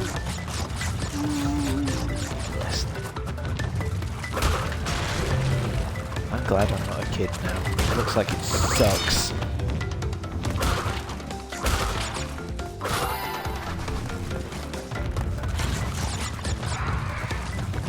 Oh, it feels good to be back in Crash Bandicoot.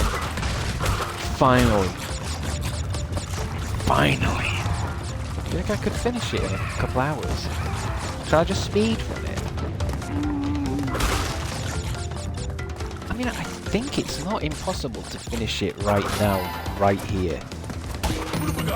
I really don't. 30 levels, each one taking about less than 5 minutes each level. Some even quicker.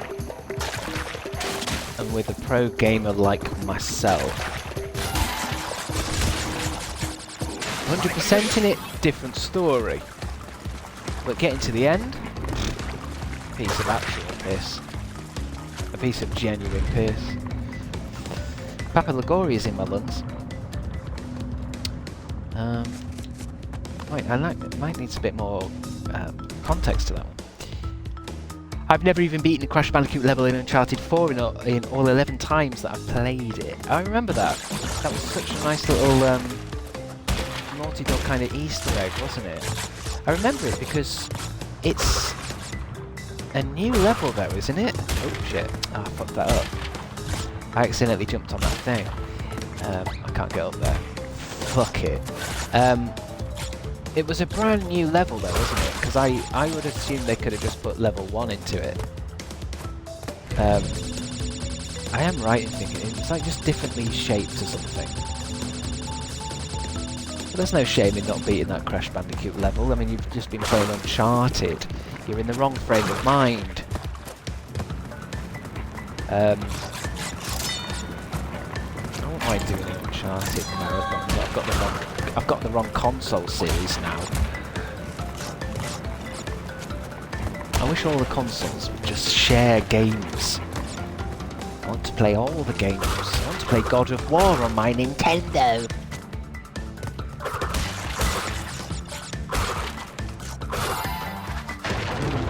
Let's see why not. I think eventually that all the console games will be available on all things, you know. Eventually. Because they'll want money. They'll want our money. I think one day you'll be able to buy Xbox Game Pass on your Nintendo. And the same with all the other consoles. You'll be able to buy the PlayStation Pass on an Xbox. In the same way you can download Netflix onto anything. I swear down. Maybe not anytime soon. I'm talking this time in 20 years. I'll be able to play Sonic the Hedgehog wherever I want. Actually, no, I think I can play Sonic the Hedgehog wherever I want now. I can't seem to... I haven't got Super Spin. I've only got this one spin. I'm trying to get that last green box. I do want to get it. I don't think there's any point. I think I've missed too many boxes anyway. But this part of me just wants to... I want to hear that noise of it. Oh, shit. Wrong box. They'll invent a streaming service for games, one console, all games on a subscription service. I don't even think there'll be a console, Sergeant Rachel. I really don't. I think in the future, when you're buying a console, all you'll do is buy the controller, and you put the app onto your TV. I promise you. Because I've pissed around with Xbox Cloud gaming, and even though it doesn't like work how you'd like it to, it kind of goes to show like what it's going to be. Because I streamed a game last night because it was like I didn't want to download this new game called The Hunt. I just wanted to see what it looked like and how it played. So I thought, do you know what, I might just cloud stream it just to see what kind of game it is. And even it didn't have any lag in the game. The game's graphics were dialed right down and it looked a bit cloudy, but there was no lag in the game, although there probably was. And it just made me think, well, okay, so the technology's not quite there now, but it will be. And I think it's quicker for a lot of people to just cloud stream something. Especially because you know how people...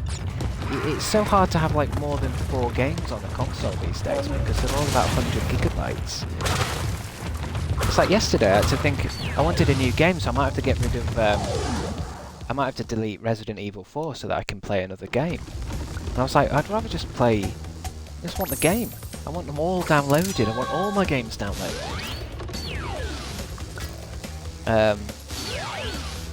So I think in the future you'll just have your TV will just have your games on it. Chris, did you watch any of the Game Awards trailers? Are there any games you're looking forward to?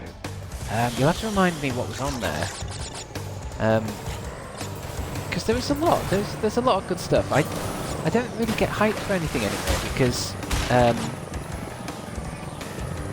kind of is irrelevant. Because by the time you... Maybe it's because time goes a little bit too quick for me now. It's like 1 minute I'm like, oh, it'd be great to play GTA, and then the next minute it'll be out. Next minute it'll be, oh, GTA 6 is out tomorrow. And I'll be like, oh, Jesus, okay, right. I ain't got time to be hyped. I like the trailer for that new Elden Ring thing, but it'll be out in no time. I missed the box. Fuck it. I'm gonna do a story run. I'll get too worked up if I try to do the boxes. I just want to play. I'm cancelling the all boxes run now. It's too hard to do it and chat. And you know how angry I get. You know how angry and how quickly I get angry. I just want to see all these colourful levels.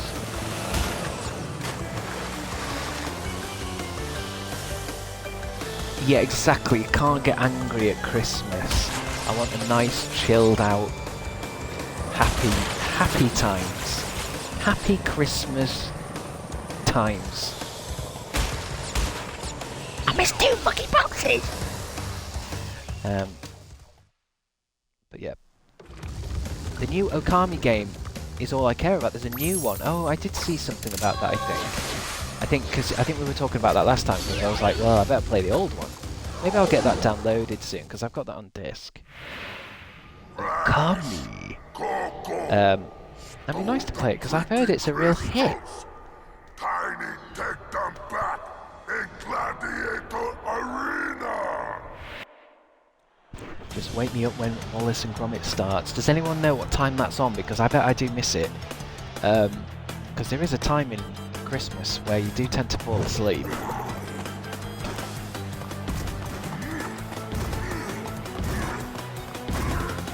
This level looks so different. I just remember the bit when the lions come out in the PlayStation one. The lions look so hexagonal. They look so blocky, but I miss it. I miss that. I keep seeing as well, it makes me laugh so much that there's like a PlayStation 1 aesthetic, and there's like indie game developers bringing out games that purposely look like they're on a PS1, and I think they look gorgeous. Do you know what I mean? Like really blocky and weird, and everybody's hands are block. I've seen it used in a lot of horror games. And it kind of works, that kind of like... I don't know. There we go. What's that giving me? Is that my double jump or my pound? Supercharged body clamp. That's my supercharged body clamp. Come on, baby. That's embarrassing. Poor tiny tiger. 6:10 straight after Doctor Who. What? Wallace and Gromit straight after Doctor Who. Done, children. By defeating Tiny, you have unlocked the gate to the next time travel area. I would have thought it was before Doctor Who in a way. Go back to the center of this time twister and save your progress if you wish. I know how to save. Uka Uka. Or is it Aku Aku? Which one is it? Uka Uka. It must be Uka Uka, right? Aku Aku's the bad one. I don't know my Crash Bandicoot lore. I wish Doctor Who was on at 6 instead. Well, I would assume that Wallace and Gromit's probably more child-friendly than Doctor Who. Although I suppose they're both kid shows on Christmas. There won't be anything adult in Doctor Who for Christmas. Nothing scary, no swear words, no sexual innuendos, no peril. We'll have to see. We'll have to see about this Doctor Who special. I mean, I'm gonna watch it. I'm going to watch it, but I hope it's just good, you know. I hope there's nothing in it that makes me hate it. I hope it's passable. I think that's the best I can hope for. I hope it's a romp, you know, a good old, lots of junks. Lots of laughs.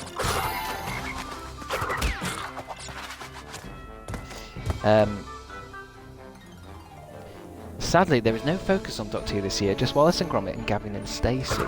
Well, sometimes that's a really bad sign, isn't it? You know when something's coming out, and surely the magazines and everything, and ITV this morning, they should be going nuts for the Doctor Who special. They should all be talking about it because the BBC are pushing it. Because they're really pushing Wallace and Gromit. I've seen Wallace and Gromit everywhere. But sometimes that's because maybe they know it's a bit of a dud and they don't want to draw too much attention to it. hard to tell. It won't be a dud. It can't be a dud. It's the Christmas special. They've spent loads of time on it, and all the writers and the special effects. It'll be great. And I keep seeing it. Somebody said it's a feature-length episode. Does that mean an hour and a half?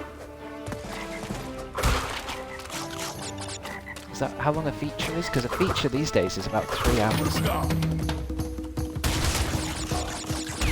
Doctor Who.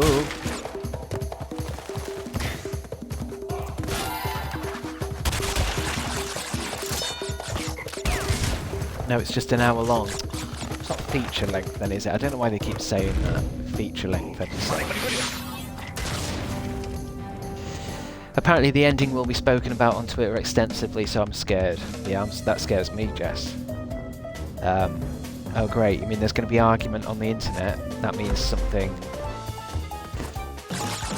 That doesn't mean loads of people going, oh, that was a really good episode. Yeah.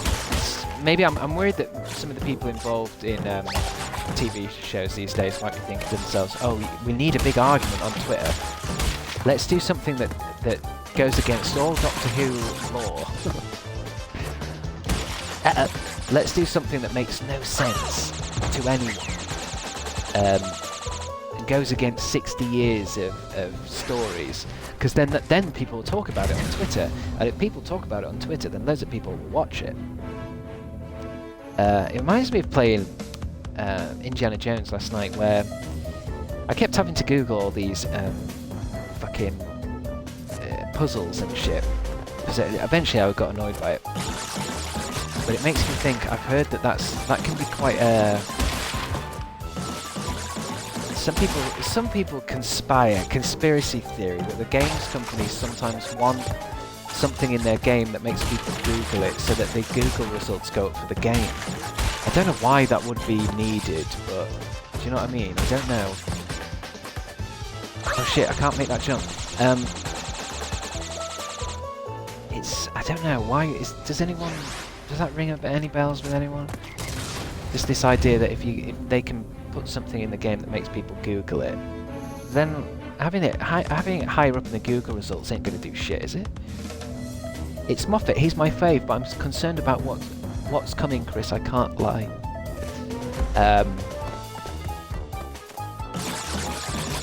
Yeah. Oh yeah, it's a Moffat episode, isn't it? Yeah. I remember reading that.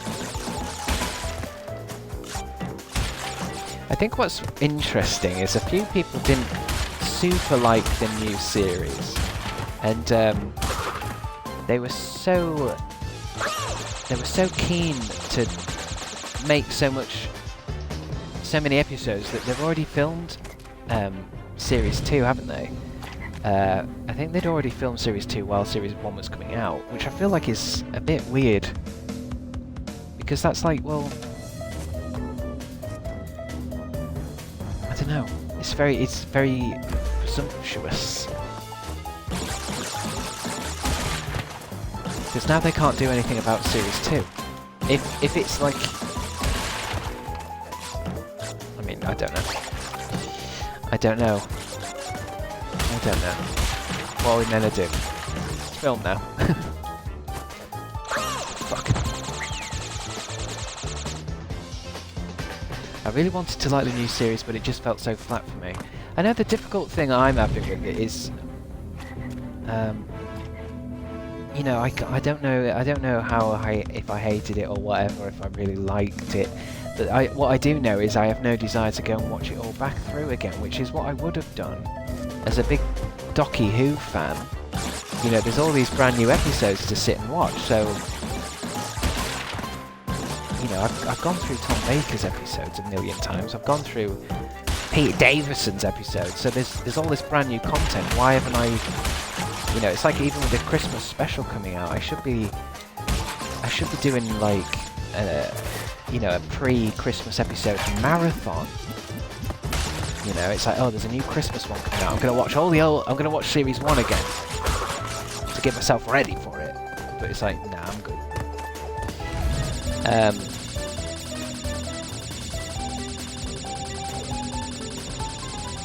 I used to like the episode Boom at the time, but now I'm like, nah.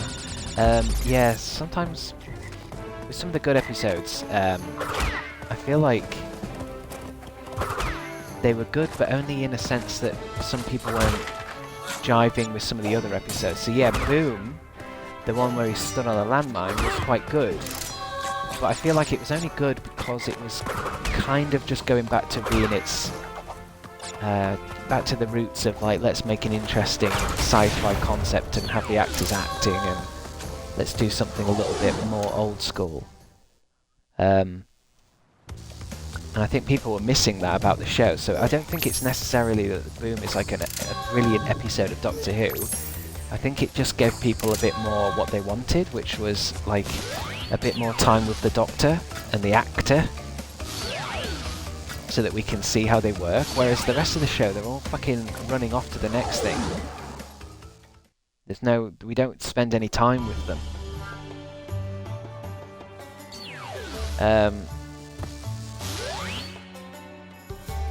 I will point at a lamppost instead of rewatch that series. Yes, some odd choices. Odd choices, baby. Some really odd shit. I just don't know why, though. I don't know what... I can't really put my finger on what it is. I always have the same complaint with pretty much all the Doctor Who for quite a while now, actually. Even some of the older stuff. Is it just doesn't feel like the stories have enough time to fucking breathe. Like, they just don't... They don't really seem to be able to tell a story in 45 minutes that's that complicated. Like, if you've got a story to tell and you've got all these multiple characters and all this kind of shit going on, how are you supposed to do that in 45 minutes?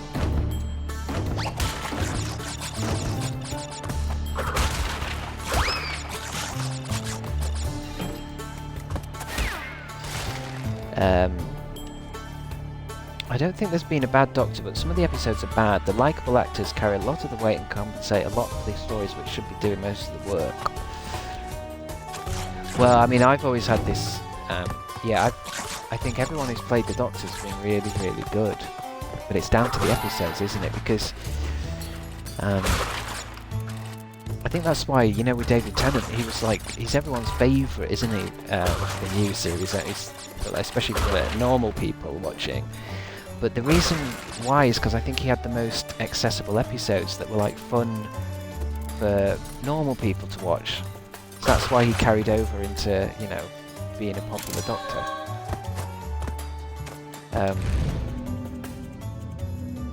If you've got a good actor and good episodes, then you've got a hit, baby. There's only so much a fucking actor can do.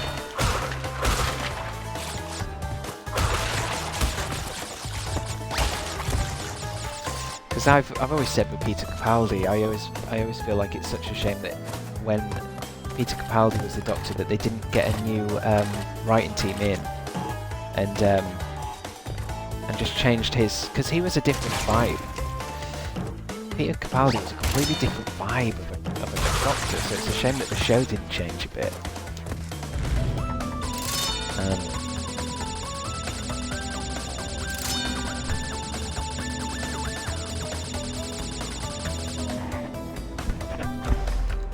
Did you like his little stint as the 14th Doctor? Really liked Wild Blue Yonder myself. I think I did. I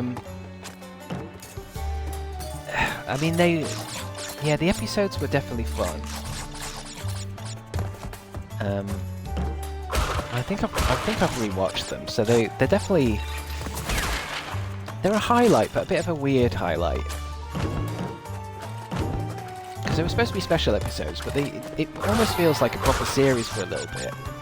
And I think there's a lot of unanswered stuff and a lot of, like, I don't know, confusing stuff. Rather than it being just like a special, it does feel like a little mini-series, doesn't it? But I did like it. I think it's just, the show just feels very different, and I feel it feels very, I don't know what the word is, a bit cold. It feels a little bit like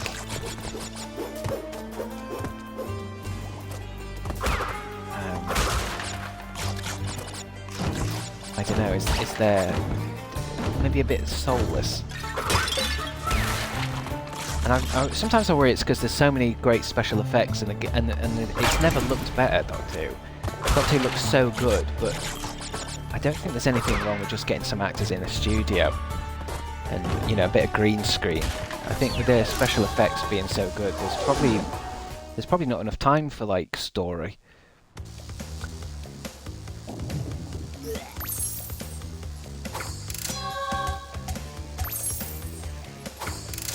Loved an old man, old soul, Doctor Who, more gritty. Well, that's the thing, he was more gritty, but it's a shame that the episodes couldn't have been a bit more gritty. Because I like as well that the show could survive, you know. Let's just say, like, for 4 years the show gets a bit dark, a bit scary, a bit morbid. You know, and then Jodie Whittaker could have been the Doctor and they could have changed it up again. Let's make it a little bit, you know, more adventurous, lighter or something for a bit. I just feel like they're a bit too scared, aren't they, BBC, to do anything too risky with it. Because it's like with this new stuff, they're like, oh, it's all new stuff, it's all new stuff. It's like, well, it's not really, is it? Not really.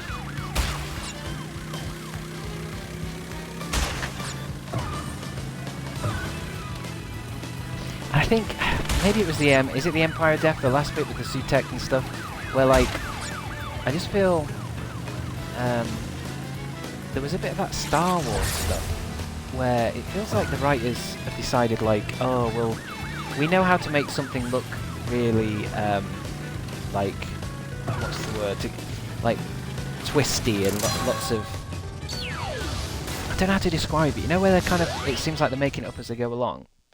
Like, we know how to do a good cliffhanger. We don't know how to explain the cliffhanger, but we sure know how to make one. We know something that everyone's going to be talking about on Twitter. We can't explain it, but we can film it. G'day, mate. Dingledile's the name. Can you do the crash dance at some point? I don't think so. I think I'd get told off for doing that because there's a bit where he air humps the air. I don't think I'm allowed to do that anymore. Or I'll roast yous. I like Ruby, but I felt like I haven't really connected to a companion since before Jodie. They're just not that compelling. I liked Ruby. I like the actress for sure, but it's the same thing. It's the same problem. I think I was thinking about the other day how I think maybe some of the problems with the show could have been fixed if the show had just had more episodes. Just because, like, if the show had kept going and it was still on, you know, now, we'd all feel a little bit more used to the characters, a little bit more whatever. It just feels so quick. I mean, I've said it before, but I think they could easily make a show that's on twice a week. Twice a week, half an hour, in between Coronation Street and Casualty. They don't need to turn it into this big Marvel thing. It needs to just be a TV show. And you can't make a TV show if every episode costs £1 million. And nobody wants it to be that. Nobody wants it to be this big show. We want the Doctor and the Companion talking to each other and shit, and sorting something out. It doesn't need to be a big fucking... We don't want Star Wars. Surface level twists and reveals. That's what I mean. Everyone's doing that now. It's quite easy to do a cliffhanger or a twist or a reveal if you don't have to explain it. That's a piece of piss. Sometimes I worry they do that kind of stuff for normal people. People who aren't actually going to watch the rest of the show or discuss it or talk about it. Surface level watchers. Yeah, it was quite good, that episode, yeah, it was really good at the end. I've not thought about it, because if you think about it, it won't make sense, but yeah, because it moved along really quick and I've got a low attention span. It's like I remember watching, what's that last one, of the Star Wars films, and And I remember Chewbacca dies, but then he comes back instantly. He gets blown up in a ship, but then it's like, oh no, no he hasn't. Okay. And then this new character's revealed, and she gives them a coin, and then she's gone again. And it's like, who was that? We want them saving some folk and having a snog in the season finale. Well, I suppose this is it. You can't please everyone in these kind of in this world, can you? Because I can't say I want them to always have a snog in the season finale. I can't say that's what I've been looking for, but everyone's different, isn't it? So how can you please everyone? 8 episodes is a fucking crime as well. Like Chibnall started this horrible longer episode, shorter series thing, and it's shite. Yeah, honestly, I think in my headcanon for Doctor Who, if I was writing it, it really would. I'd want an episode to be fucking six parts long, and it goes on for a few weeks before it moves on.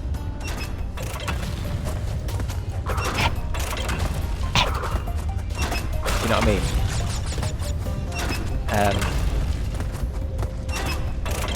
So let's say the Doctor goes to Peladon for a bit. We're going to stay there for a few weeks.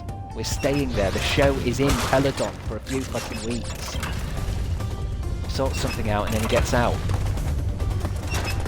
I'm going to sort something out in fucking 45 minutes. It's like it's not on a, it's like he's sorting out, he's saving the world, but he's on a speed run.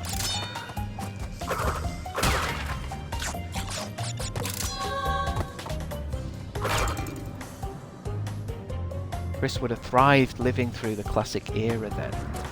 Well, like I think if I was doing the show, right, and I was the head runner, there's episodes that I'd want to be multiple parts, but once in a while, there's nothing wrong with a one-parter. Just a quick little trip. Do you know what I mean? And it's almost like it's perfect. You know, like maybe you've got two big stories. In between the middle one, in between can be a quick visit, a quick like small story. But there are stories that suit that, or a double one, or even like a big event where it's actually 10 episodes or something.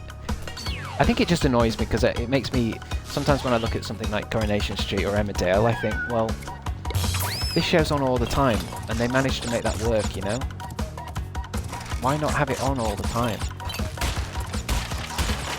Why can't it just be on?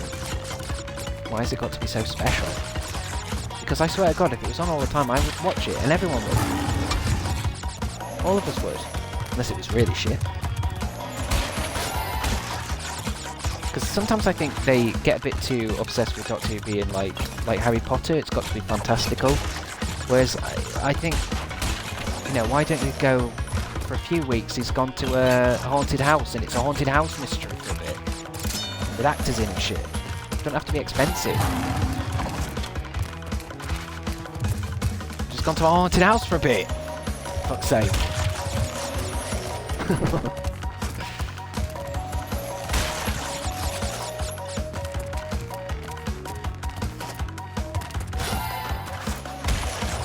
Surely it is expensive, you know, sets and stuff, but it can't. If that's how you, that's why you got to make them last. So that episode of Rogue, what's it called, Rogue, where I thought that was an okay episode. Obviously, it's expensive to rent out a massive fucking mansion, isn't it, and have everyone in Downton Abbey dress. Well, it's like if it's so expensive, make a couple of episodes out of it then. Okay, well, you're going to spend all that money for 45 minutes of material? Or an hour? I think they're all an hour. A lot of people can't bother with longer, slow-paced arcs, but the payoff tends to be a lot more rewarding. Yeah, I think in my head, I understand what you're saying, because I think that's what a lot of companies think now. Is people don't want a story told over a long time, but I think it depends on how the story's told. I think people want to spend time with characters. people watch Emmerdale and Coronation Street for fucking years because you're spending time with the characters.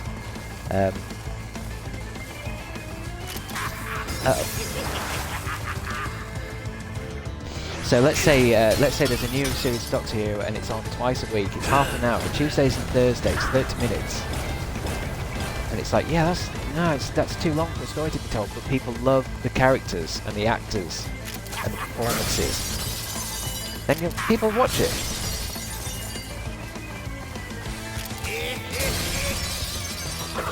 People would watch it because it's like, oh yeah, we'll watch this because it's dead funny. Or it's like, oh, I like this Doctor. He's good. I like the dialogue in this. People would watch it if it's. People don't give a shit about stories or like payoffs or like twists and shit. That's all for advertising.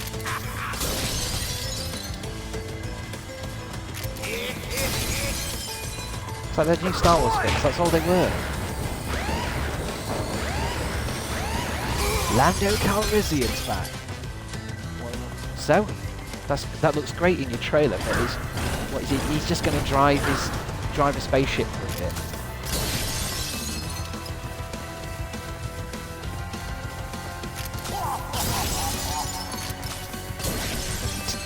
It's supposed to be a movie, not a fan film.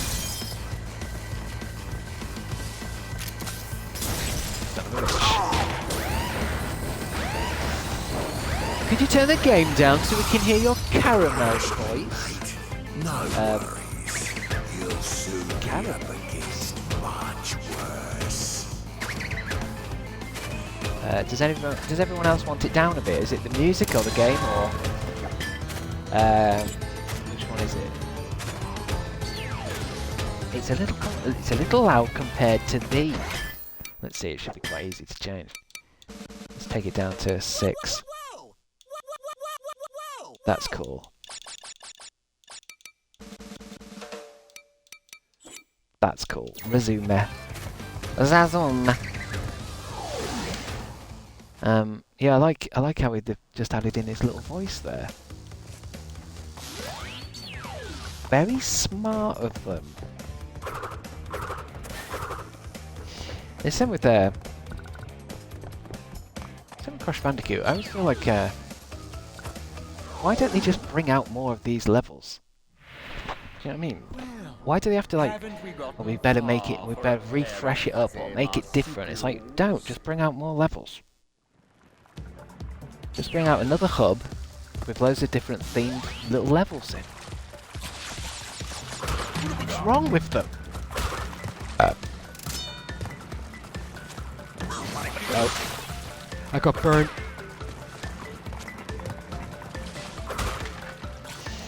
Yes, well, I told you guys not to get me talking about Doctor Who, else it becomes too much of a subject.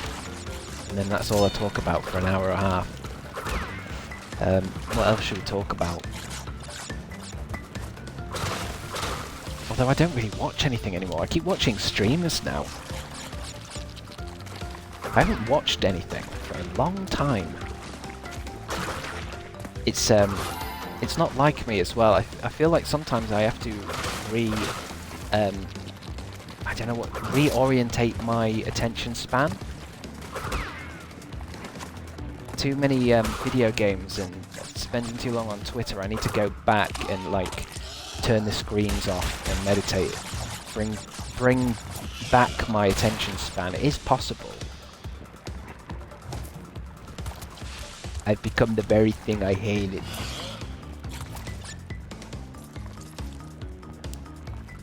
Like how Uncharted is essentially the same story every game, but they add little things that make it stand out from the last, and it works. Yeah, I mean, Uncharted works in that same kind of Indiana Jones kind of thing, doesn't it? Where it is, people just want the same, well, not the same story, but it's like a format that works, isn't it? I mean, maybe that's another reason why Doctor Who was a bit weird, because they did try lots of odd shit, where it's like, I don't know, I think people are fine watching Doctor Who go to a planet and save it and that. I don't think we need like brand new concepts of like the hero's tale. We just need different ways of it being produced. Different ways of us seeing it play out, that's all.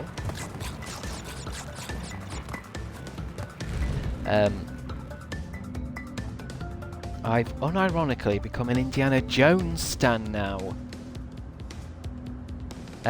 What, because of the game? Yeah, I'm still trying to get those films watched, but who's got time for a film anymore? I was thinking about the Indiana Jones film though. I don't know if I mentioned this while I was playing it, but how, you know how like they're old films, but when they were made in the 80s, they were kind of well, not parodies, but they were referencing older films. So when a Gen Z finds out about Harrison Ford and they say, oh, he's in these old films that had Nazis in, do the Gen Zs look at that and go, oh, that must have been what they all were like? It's too difficult to explain. Does anyone know what I'm trying to explain here? That the film is old, but the film is about old stuff. So to people who haven't grown up around the film, might think that's... Does anyone know? Can anyone explain in a clearer way to me what I'm trying to explain? No, maybe not Gen Z then. Gen Zs are younger. I just mean maybe a Gen Alpha. I do know what you mean, Chris, but I truly hope people aren't that stupid. Well, I don't know if it's stupid, it's more perception. It's more of a perception thing. Like, the Second World War and films about it are old, but so is now the films from the 80s are actually old. So in my head, they kind of... I can see how that could get confusing in the future. Maybe I'm thinking of, you know that film, is it Idiocracy, or certain films, or certain things like Futurama, where there'll be a joke where maybe they go to a history museum and it's a history museum for the year 2000, and the person that's showing them around gets all the facts wrong. But that's what happens with history.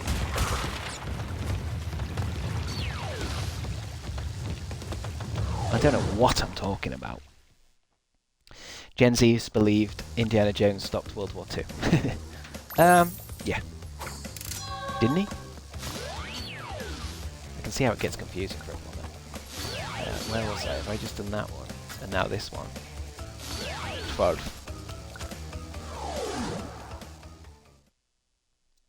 Earthonomics.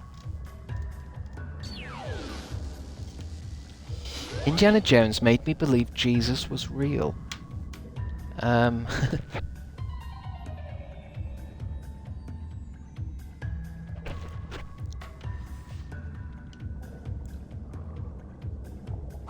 Okay.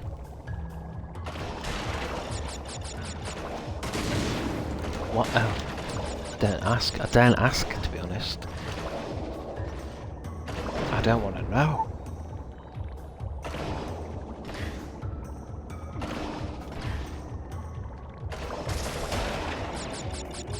I definitely think Indiana Jones is a very old style of story, though.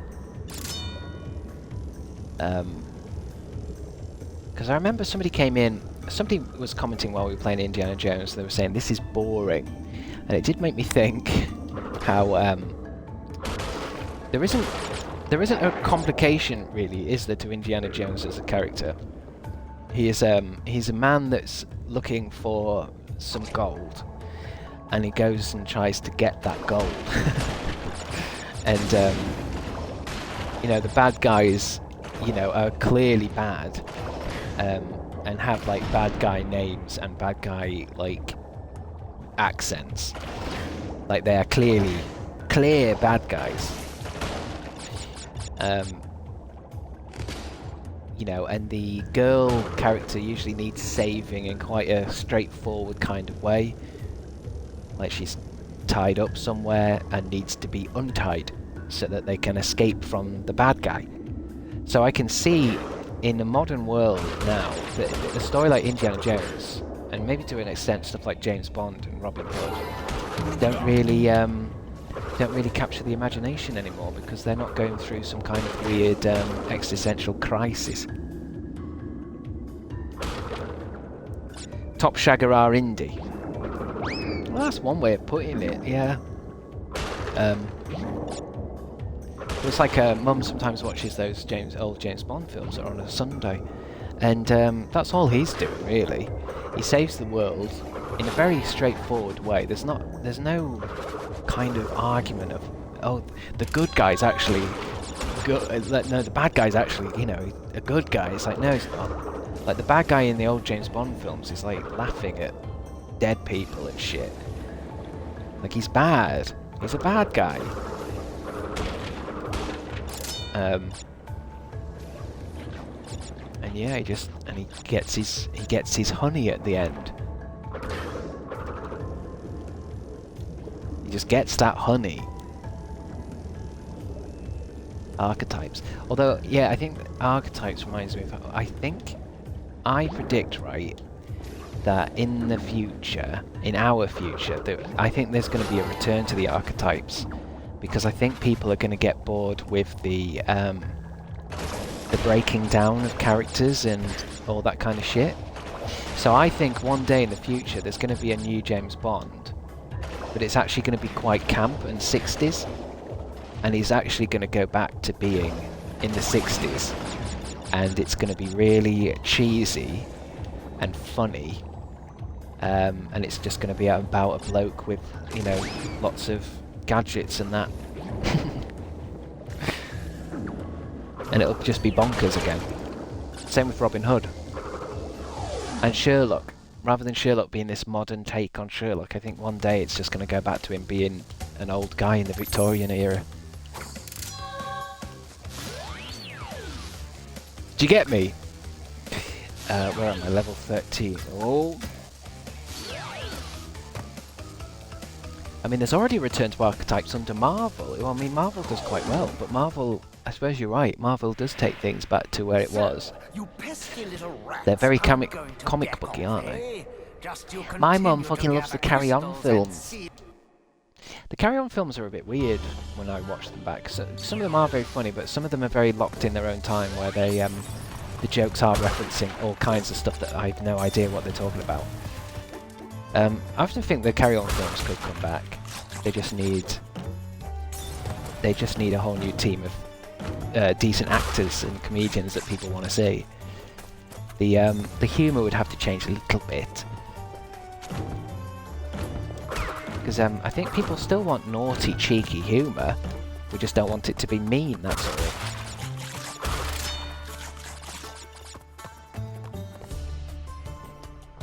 You seem like Kenneth Williams fan, Chris.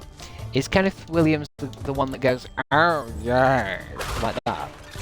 Because he was in, I love this thing that Michael Sheen did once. I think it's Michael Sheen did something. It was like a biopic of Kenneth Williams' life. It was called Fabuloso or something, or Fabuluzu, something like that. Somebody will know what I'm talking about. Great drama about the real Kenneth Williams.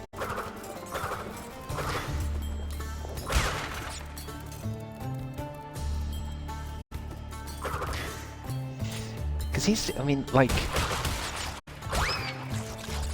he's basically, you know, Alan Carr is basically this generation's Kenneth Williams.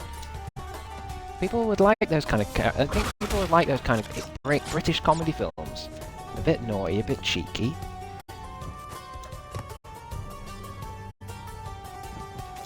Party. Haven't seen it, but I'll have to check it out. Michael Sheen is brilliant. Yeah, I mean, Michael Sheen, he's been in loads of great stuff for a fucking long time. Not just this new shit. He's in so many new things. It's kind of one of those, if you were to have a Michael Sheen marathon, you'd be going all the way back and be watching some old stuff. And he's in that, and he's, what's that thing, he's a vampire in it? Is it Twilight? He's a vampire in Twilight or something. Oh, I hated this bit. Shit.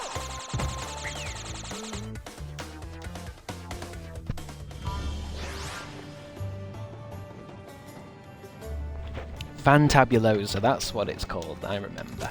I remember. Underworld, oh that's it, yeah, he's not in Twilight, he's in Underworld. I sometimes think about watching all of the Underworld films again. Is it Underworld? And Resident Evil, watching all the old Resident Evil films. Because there's like 7 of them. But I never get round to it, because they do look kind of shit. Fuck it, I can't be bothered doing the puzzles. Fuck it, I'm out! That man slayed in Twilight. Oh, he's a werewolf in Underworld and a vampire in Twilight. I thought he was a vampire. He's a high camp Catholic vampire bad guy. Yeah, he's in both, isn't he? Is he? Well, anyway, he's a vampire in Summit.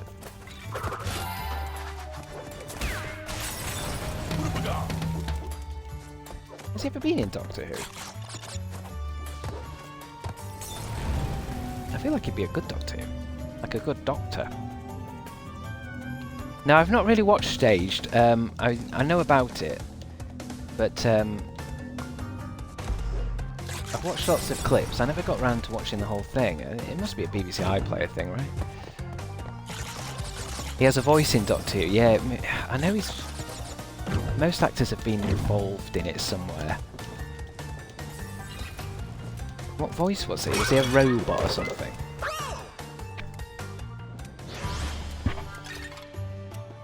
He was House in The Doctor's Wife. Alright. What, just the voice? Because that was just a voice, wasn't it? Cool.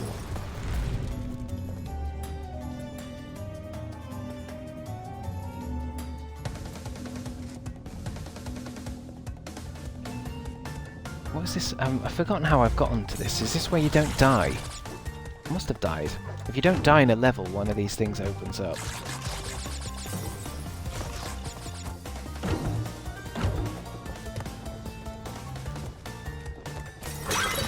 Shit. Forgot you have to slide those things. Monkey. Yeah, these fucking monkeys. These goddamn assholes. I'm skipping that. This is just to get to the end level. Get to the end of Crash Bandicoot 3 run, I think.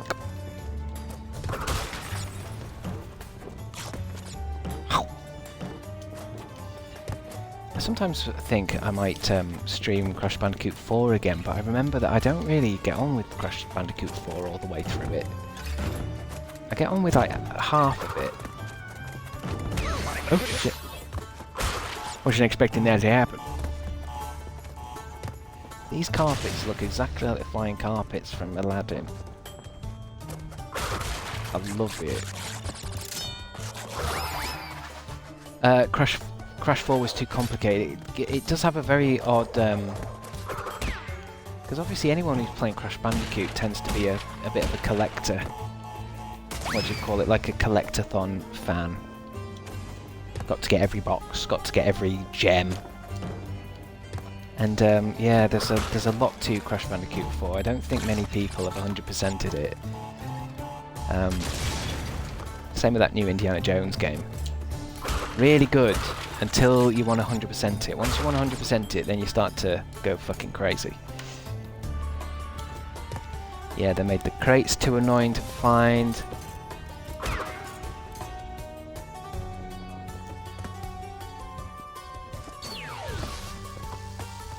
Weird. Video game difficulty and challenge is a weird thing to program properly and get it right. Because if it's like, oh, we're going to make it so difficult that people are going to really, you know, struggle with this because we've put a box somewhere that you can't physically see it. There's that kind of thing of like, no, people want it to be difficult in that, I don't know. Not difficult in a way where it's impossible. It's like I keep thinking about this with the TV show The Chase and quiz shows. Where like, a lot of quiz shows, you've got to make the quiz questions actually kind of fucking stupid in a way. Like, I could come up with a quiz show that no one will know the answers to things. Like, no one, ever. But then you wouldn't have a fun quiz. It's like if you're ever in charge of writing quizzes, writing questions for a pub quiz. You can do it wrong. Questions aren't just questions. There's fun questions. And then there's stuff that's like, what?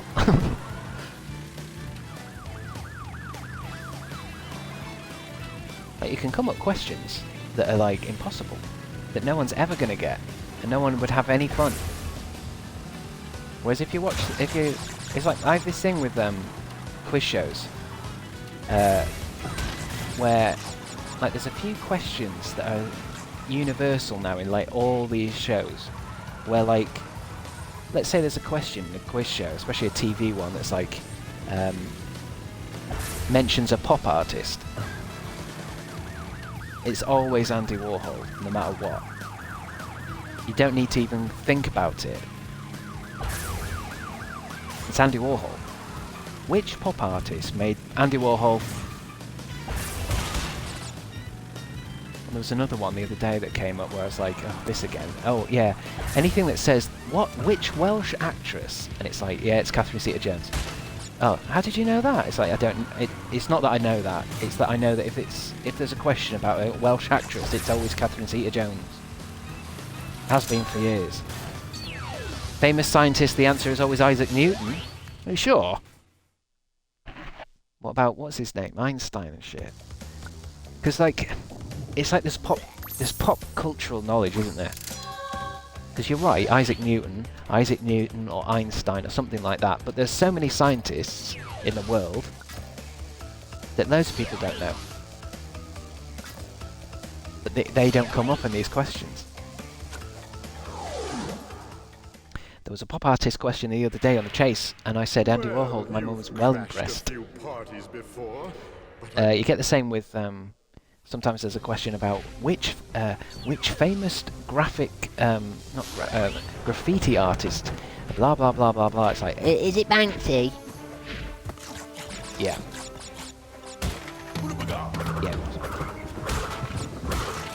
I'm trying to think of other examples, because I'm kind of fascinated with The Chase, maybe because it's on every day. But I got angry with Mum the other day because I was saying that no one wins this thing. Nobody wins The Chase, but apparently it has happened. I just don't see enough winners on it. And I'm starting to see that the chasers are dead clever in a way, but I think many of them just understand quiz shows. I think that there's a skill to being a good quiz person that's not necessarily about being smart.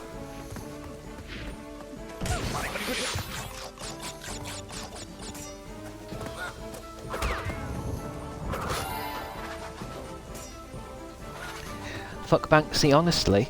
Oh god, Studio Tessie, what's Banksy done to you? He's not painted something on your garage wall, has he? I used to love Banksy, brilliant, but then he painted a mouse on my fucking house. We need eggheads versus chasers. I haven't seen that much of eggheads. I know what you mean though, it's another quiz show, isn't it?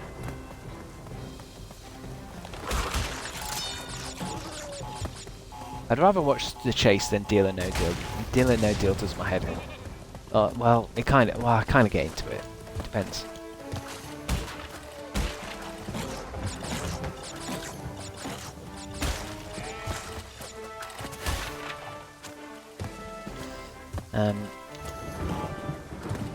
Especially the celeb versions, when they don't let them win the charity money. Yeah, I mean, the Chase is weird because I watched one team finally win it the other day, and there was 4 of them, and they won 13 grand between the lot of them, and I thought, fucking hell, this is one of the most popular TV shows of all time. Apparently it makes loads of money for Bradley Walsh, and yet they never seem to give out any money. They give out so much more money on Deal or No Deal. They give more money out on Who Wants to Be a Millionaire.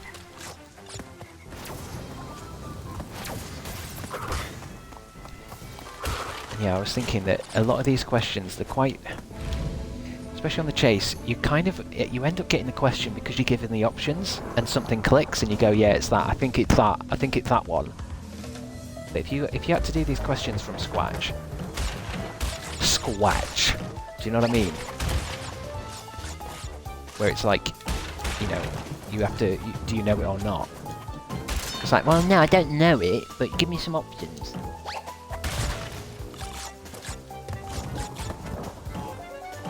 Oh shit, I went too early. Never mind, doesn't matter. Moving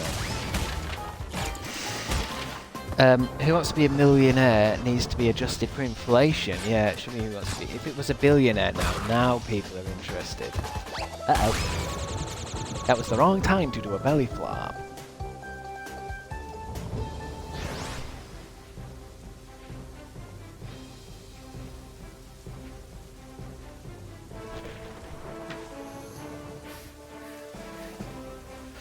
Pointless is an interesting show, yeah.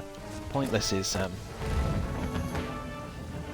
it's an interesting psychological element to that one.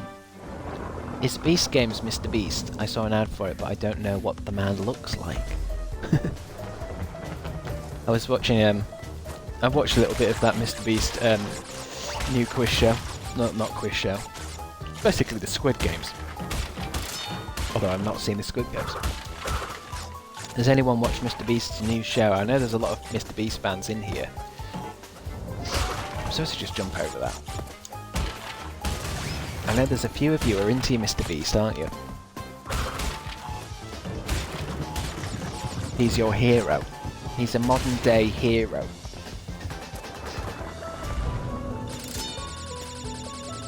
I don't trust any man who's called Jimmy. Why?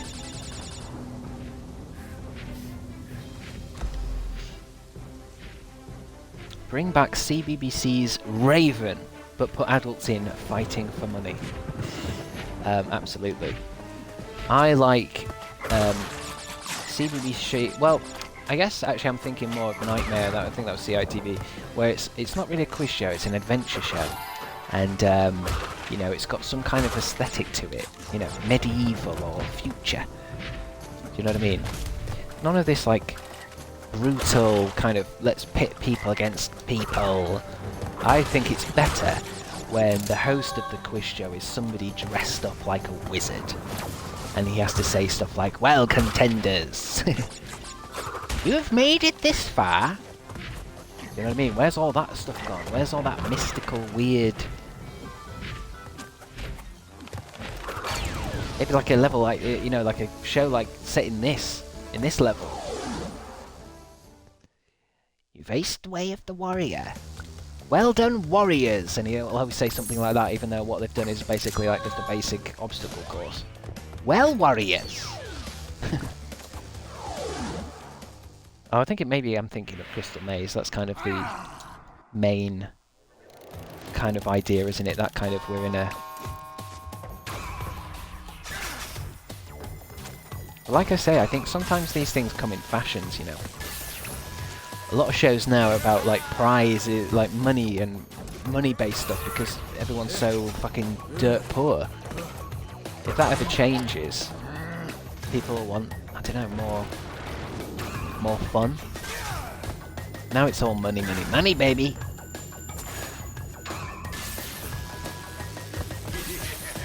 And what are you gonna do with the money, Chandra? I'm gonna pay off my mortgage.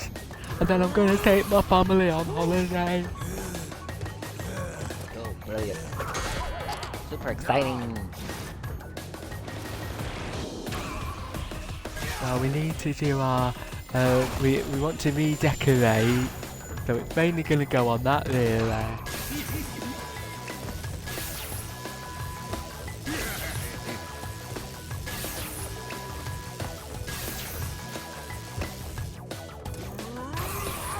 Going to spend the money on, Sandra? I was actually going to build a massive 18-foot version of myself, an animatronic version of myself for my backyard that's going to shout every hour on the hour. Alright.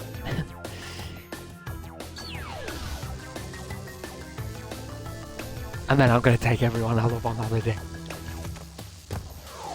But not until I've built a big robotic version of myself. Now that's worth it. Finally, someone who's going to do something interesting with some money.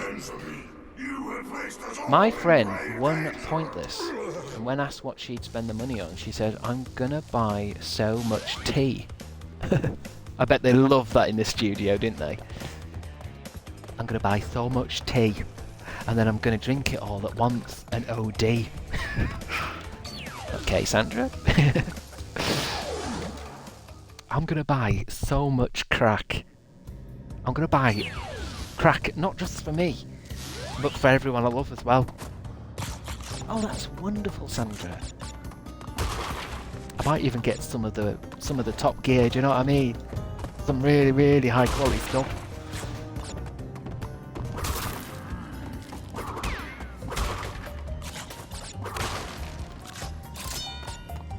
I'm gonna buy some uranium, Bradley.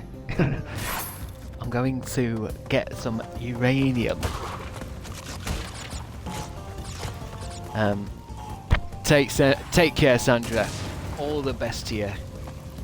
Like you must be happy with that result. I absolutely am. I'm gonna get loads of uranium with that.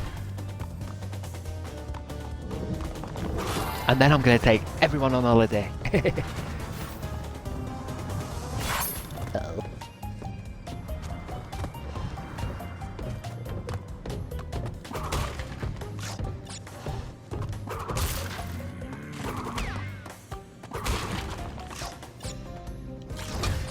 Sandra sounds like a right laugh. She is, isn't she?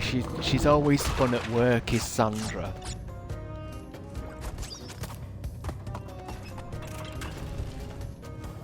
You know, when it's Christmas, Sandra breaks out those, you know, those headbands with like bobbing things on, and it lights up and stuff like that.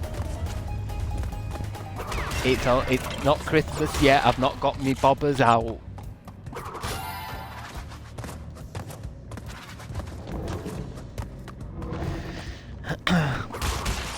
I want Sandra as my Spoons quiz teammate. I don't know anything. I really don't know. I know this one. No, seriously, put this down. I know this one.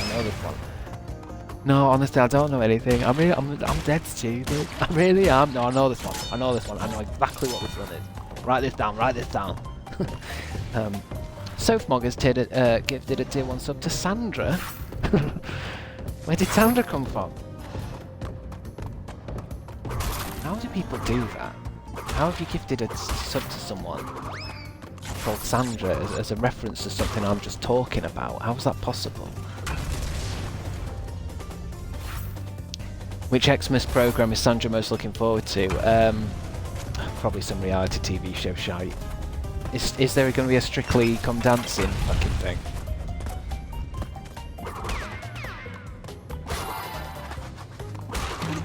You know, I do watch I'm a Celebrity, but it's just not been that good.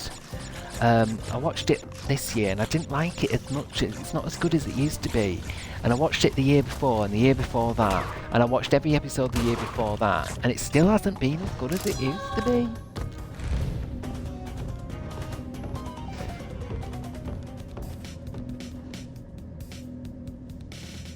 A quiz show, but the prize is a Crabstickz Boy Twitch sub. I like that. And have people fighting. Maybe for some reason I'm just imagining that bit in The Dark Knight where the Joker throws down a stick and tells them to kill each other with it. It'd be that kind of quiz show, I think. I suppose we know what a Mr. Beast TV quiz show would be like. I don't know what a Crabstickz TV show would be like. Because I don't really like I don't like high tense situations. I don't like any kind of like challenge stuff. I'd feel bad for people. I don't really like quizzes.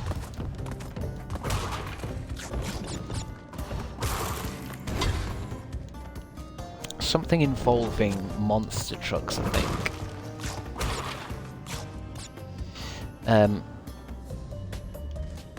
Sandra loves Big Brother. No, I think Sandra's a bit more... I don't think she's Big Brother. Sandra likes to get curled up on the sofa and watch something a bit more, maybe a bit more Strictly, or I'm a Celeb. and the soaps and stuff like that. Big Brother's a bit too modern for her. And she likes to curl up on the sofa with a big iPad with Foxy Bingo on it. Gogglebox, yeah, she likes Gogglebox. She likes come dine with me, 4 in a bed, stuff like that. Big Brother's a bit too, it's too young, is Big Brother, it's young people, isn't it? She needs stuff with like, oh my god, it's her from Emmerdale, innit? Oh my god, I love, what's his name, that chef that's on ITV? You know, the one that's Italian and sometimes he says something dead naughty. Oh, Gino Di Campo, I think he's brilliant, honestly. He was on this morning, and he said minge. They couldn't believe it in the studio. It'll be all over YouTube. Yeah, he said minge or something. I don't know why he said it. But it was funny because he doesn't speak English, even though he's lived here for a long time and he's worked on telly a long, long time. For some reason, he's still got a really thick Italian accent, and he doesn't always understand what English people are saying, even though he's lived here most of his life. And he thought Alison Hammond said minge, and they were laughing, honestly, and there were tears in my eyes. I just think it's brilliant. I think it's really good. And I'm watching this new show on ITV where they get Gino Di Campo and they put him in a cage in the forest. It's with Bear Grylls or something. I don't know. It's quite good actually. It sounds rubbish, doesn't it? But it's actually really interesting. Watching how the celebrity gets out of the cage. I think Gino ended up chewing his own arm off, but it was interesting because you learn about what they're like off the camera. You know what I mean? It's alright seeing them on the camera, you know, when they've got the makeup on and stuff. But seeing what they're actually like, you know, when they're trapped in a cage and they haven't had water, it's just interesting. Gino put some herbs on this served arm for flavour. That's one way of getting out, I guess. Gino went to my school to promote his pasta in the canteen. Is that legal? I don't think TV chefs are allowed in schools to promote food, are they? That sounds like advertising to children to me. Or was it just a filming thing? Were they filming something in your school?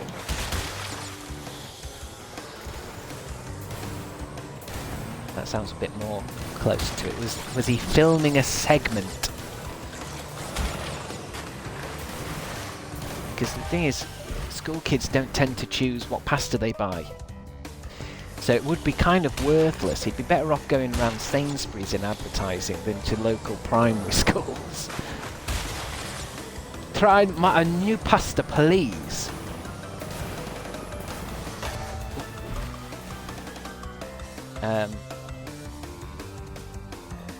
Sandra wants Holly and Phil back on this morning. Yeah, that does sound a bit like Sandra. She doesn't, she's not up to scratch with all the news. I just think it was better. I thought it was better with them. He's done what?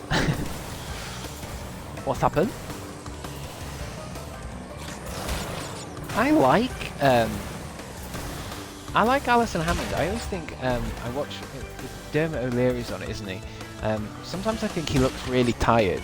Not like in an old way, in a kind of like, oh, it's too early for me. It's too early.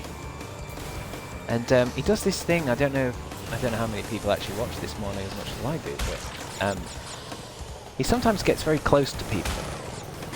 Like he's friendly, and he gets like really, really close to someone.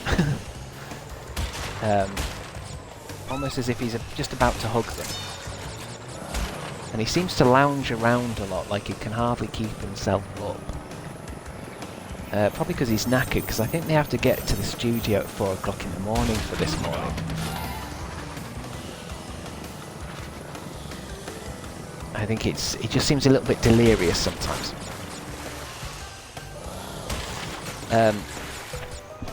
Dermot is just waiting every day for that full-time BBC gig. I think Dermot would prefer a later night thing. but this morning is probably the best money. I don't think there's probably I don't know if there's a higher paid presenting job than this morning. Maybe the Anton Dex stuff, I don't know. I mean, if you get given 100 grand to get up at 4 o'clock in the morning, you would. Do you know what I mean? Doesn't really matter, does it? If you've got to then talk about, like, old women's back problems or something.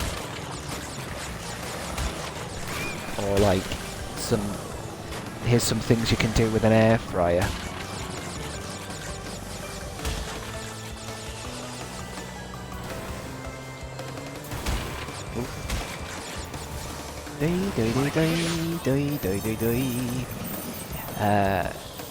Hello, iSpots. Welcome to the chat. What brings you here at this hour? This close to Christmas? Uh-oh, he's gonna hit me. He would suit the One Show. Oh, I don't think Dermot O'Leary would enjoy the One Show. The One Show's even more bland. The One Show's bland as fuck. Like they're trying to be boring.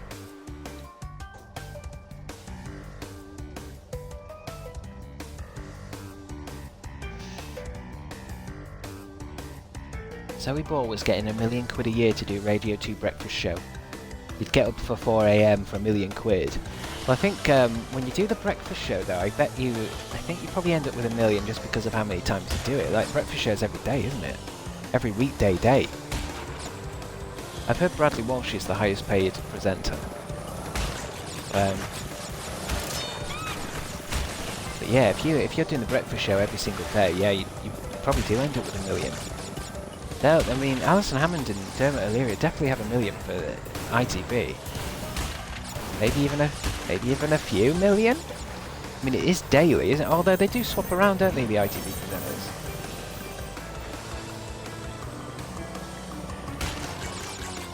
It's not always the same people.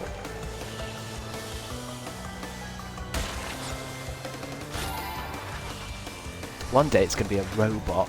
You watch. So next week on This Morning, we're going to be trying something really exciting. The show is going to be hosted by a robot.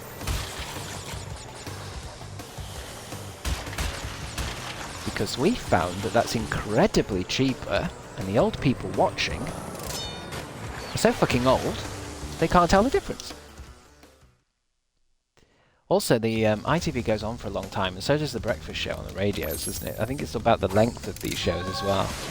If you're going to be presenting a 5-hour-long thing, that's money, baby. Money in your pocket. It does always feel knackering. I always feel like, what's her name? Because Lorraine's on even earlier, isn't she?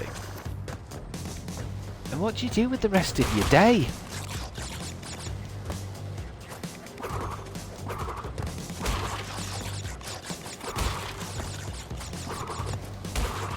What are you meant to do? You've got up, you've gone to work, and you've finished for the day, and it's 12 o'clock. It do your head in. And how does she have a late night? She can't have a late night. Poor Lorraine.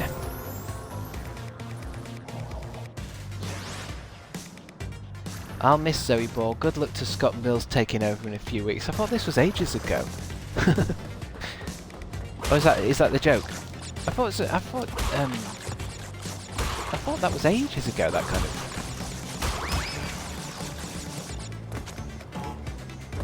To be honest, I don't really listen to the radio, so I don't have any...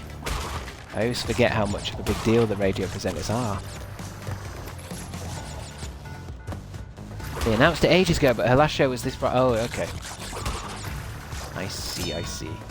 I like Zoe Ball. I've liked Zoe Ball because she was in a lot of the stuff I watched as a kid. I can't remember what show she was in, but she was in something that I watched a lot of.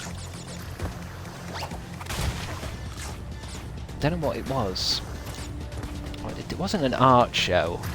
Or was it an art show? I can't remember. Zoe Ball. Live and kicking type thing, maybe?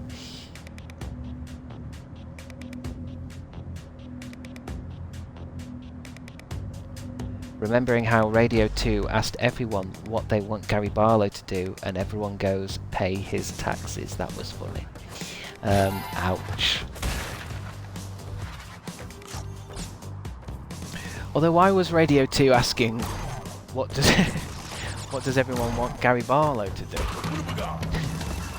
Is that what they ask on these breakfast shows, on these radio shows now? Right, today we're asking everyone, what do you want Gary Barlow to do? Hello, I want him to come round and do my garden. Thank you, that was Pete from Essex. Remember to ring the number and tell us all, what do you want Gary Barlow to do?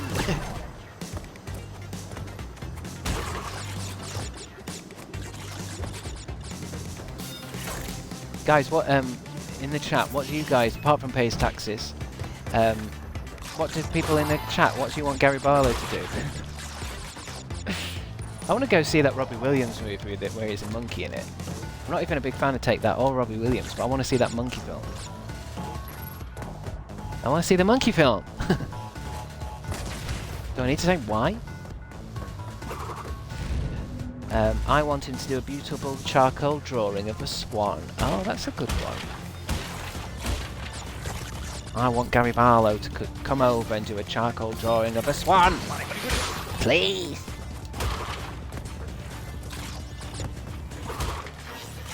Yeah, I want to see it too. So interested in how bad it could be. It could be very bad. From what I could see on the trailers though and stuff, it seems, it doesn't seem like, I mean obviously a trailer's hard to go by these days. It just doesn't seem, it looks like it doesn't look bad, it doesn't look in ill taste. It looks like it's got an emotional heart. Or maybe I'm just wanting it to be good because there's a monkey in it. I think it's supposed to be, it's the guy who did The Greatest Showman, which is supposed to be a good film, isn't it? I've not seen it though. Oh no, I think I've seen a little bit of The Greatest Showman. I think it's kind of a Christmas film, isn't it? It seems to be on all the Christmases. I want Gary Barlow to stream Fortnite, but his headset doesn't work. Poor Gary Barlow. I think he'd make a great Twitch streamer. He's just got that interesting kind of vibe, hasn't he? He's a real kind of interesting person. Greatest Showman was kind of fun. It looks fun. When I've seen little clips of it, but I can't be bothered. Can't be bothered with it. I think it's trying to make itself into a Christmas movie. I can feel it. It's always knocking about.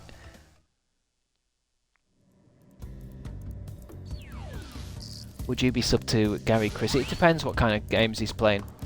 If he's playing stuff like Stalker 2 and stuff like that, then maybe. It depends. It looks too wholesome. What's that? The Great Showman? Maybe.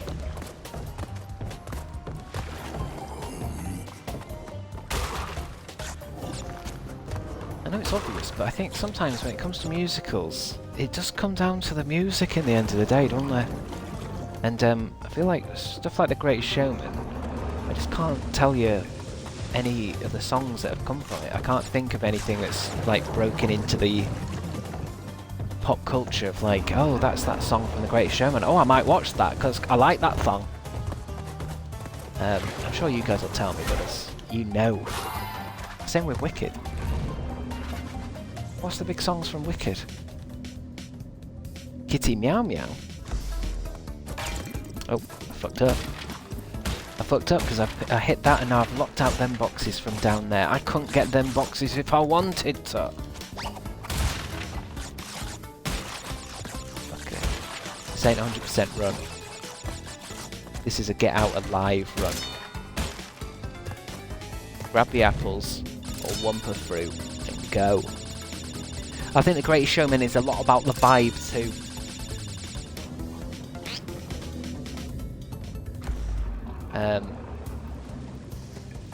Defying Gravity is in the charts and it's from Wicked. Yeah, but I can't hum it. I can't hum it. If I can't hum it, I'm not watching it.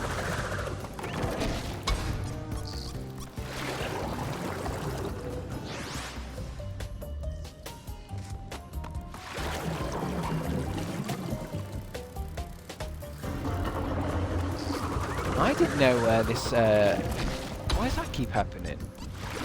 I'm doing what I'm supposed to. You wind the gate up, and then you go. Why? It seems like it's miles away. I keep getting squished by the door. Maybe I'm not. Am I not winding it all the way up? What? How's that happening? This isn't how the game usually goes. What? How's that happening? This is not usually. This is. I've played this game many, many times. Nearly got me then. It seems like I usually clear that quite easily. That's not even a challenge. That shouldn't be a challenge. Challenge! I loved Wicked when the witch suplexed Ariana Grande. Niffinbox, are we sure are we talking about the same film here? The Wicked when the witch suplexed Ariana Grande. Wicked? I might actually go and watch it then. Yeah, it happened. Seriously? Okay. Yeah, I'm coming around to it. Oh, Anisha, you don't like Ariana. Why don't you like about her? Is it just the way she comes off? WWE Wicked Witch of the East. Oh. You're confusing me now, guys. Does the witch suplex Ariana Grande?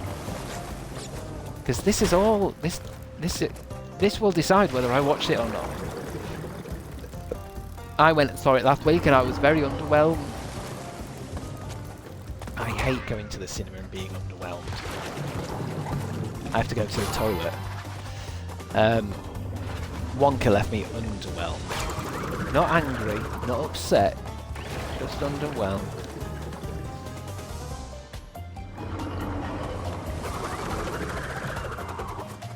Just underwhelmed. I also just don't like musicals. Yeah, my mum, sometimes when a movie starts on the TV and it turns out to be a musical, she dives for the remote and turns it off. What was on the other day? Yesterday, Barbra Streisand was on. And she started watching it, and then I think it was a film called Funny Face. Turns out to be a musical. She refused to watch it. I wonder why it is. I think sometimes there's a cringe factor, I think, to musicals for a lot of people. You know, that kind of like, it's kind of cringe the way they start singing.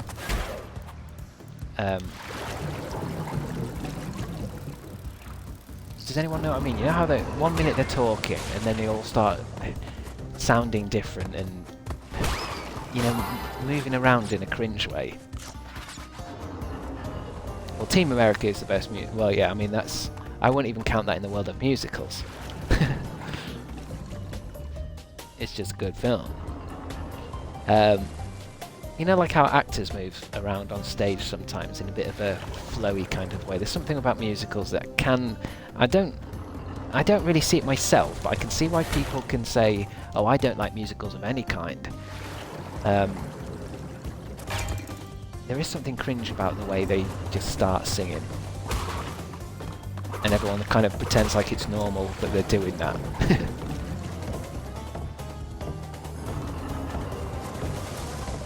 Boom!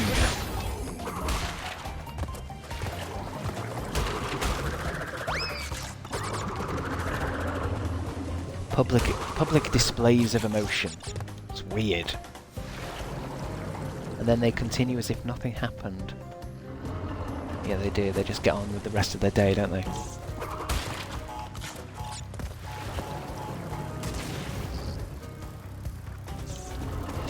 Yeah, you've just got to embrace it. Well, I think that's why people don't like them. Some people don't want to embrace.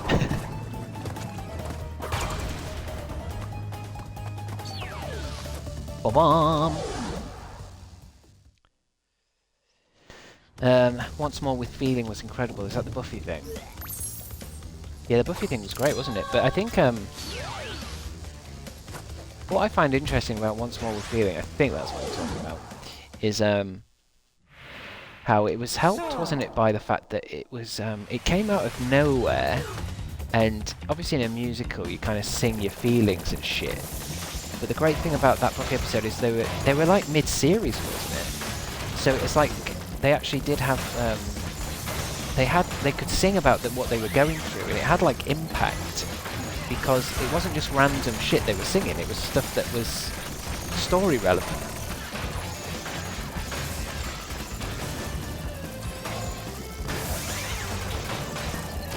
So in a weird way, even though it's a musical episode and it should be a bit like, well, that didn't make any sense, it actually did make a lot of sense.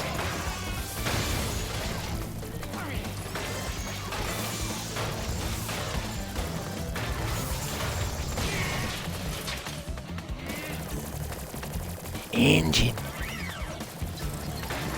I'm trying to think of what's the worst musical. Although I suppose there's a lot of bad ones. It's probably easier to make a bad one than it is to get a good one. How do I oh, it's inverted. Is it inverted? Come on, engine.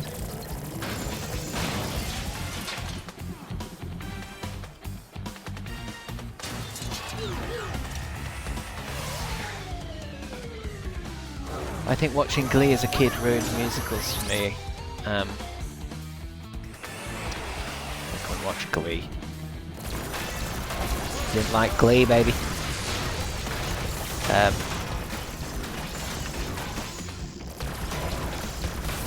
don't know what the word is, but when I was listening on Spotify, I wanted to listen to some Rocky Horror songs. I like the Rocky Horror songs, and it was like Rocky Horror but done by Glee. And I think it was the same thing I felt where it's like, oh, they're ruining it. They're spoiling it by, like, clearly just I don't know what word I'm looking for, but they overdo everything to such a kind of pointless degree. Where it's like, look at me, look how well I can sing.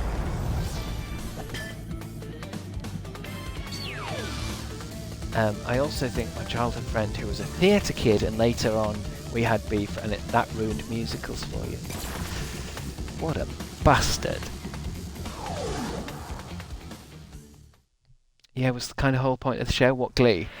What, to ruin musicals? History repeats itself. Yet again, Engine has failed to defeat you. Oh, it's just irritating. Irritating show.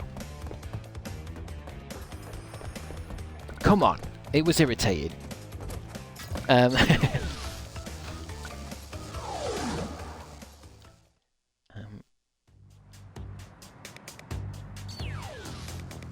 I mean, I never really understand what makes a theatre kid.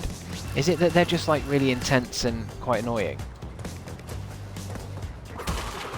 And a bit too like they're on stage even though they're not? Is that what theatre kid means?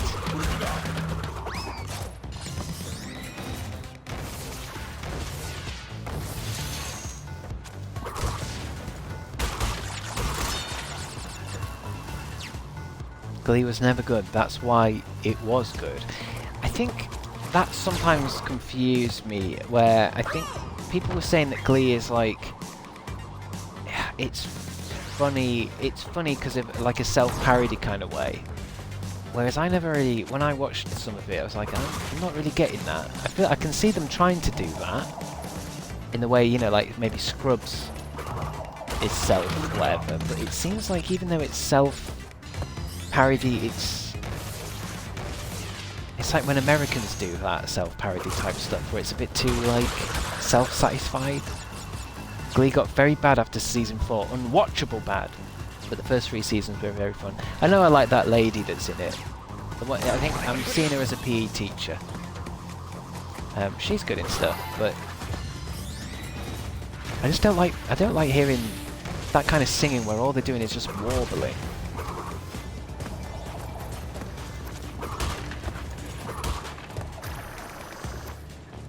Like, there's no character in the voices. They're singing like pop stars. Get no character from it. Theatre kids. That's classic theatre kids, though. No actual personality, but the pretense of personality. They know how to make it look like they've got a personality.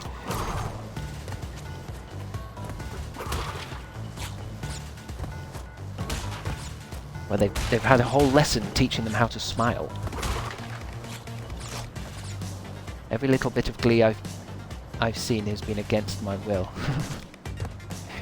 Okay, has it been used as some kind of torture device? I think, yeah, I can imagine getting quite tortured by it. I wonder if the CIA or anyone has ever used Glee. So you have to be careful. Some people will be like, I love Glee. Whereas if I was keeping government secrets and they forced me to sit and watch Glee, I think I might crack. I might crumble.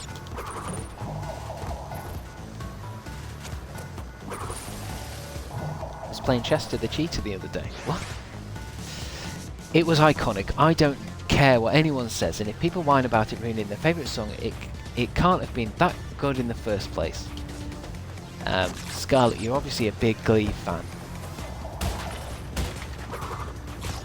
And look, if it brings you joy, it brings you joy. There's nothing anyone can do about it. And I don't believe in that kind of chat as well. That kind of, you know, if something's ruined something for someone. It's like, the example I'm thinking in my head is the new Ghostbusters film.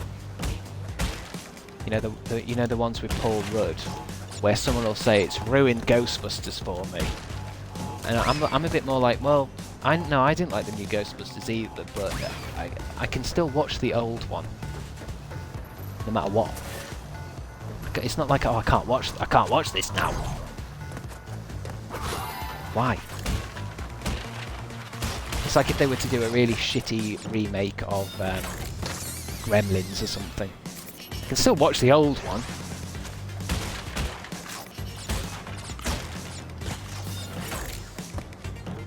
And sometimes, you know, like with the new Star Wars films, I've realised that when I watch the old ones, there's part of me who can kind of imagine that any of the other ones don't even exist.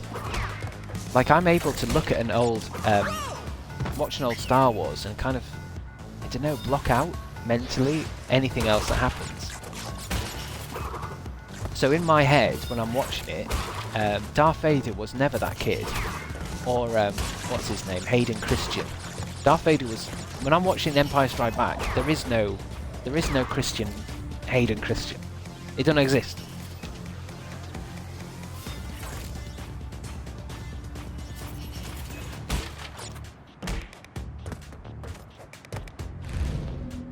I bet you liked it when Spock sang that Bilbo Baggins song. What? What are you guys talking about?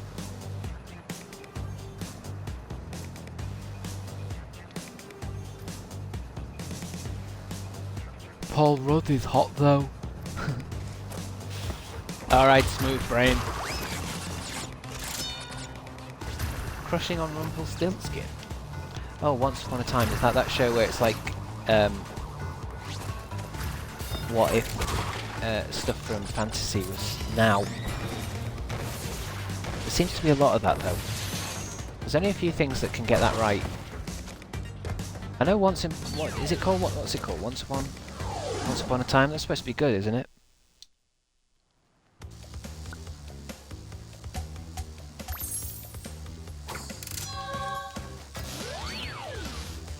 That's what I was talking about before with I feel like things are going to go full circle where it's a very modern thing now to be like, what if Snow White was real and it was happening now?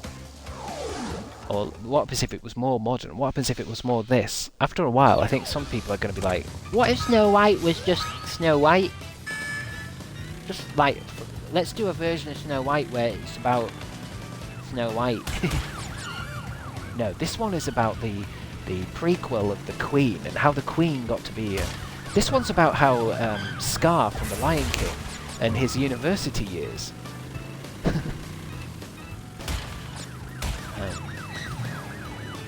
Nah. I remember this one. This one can be hard.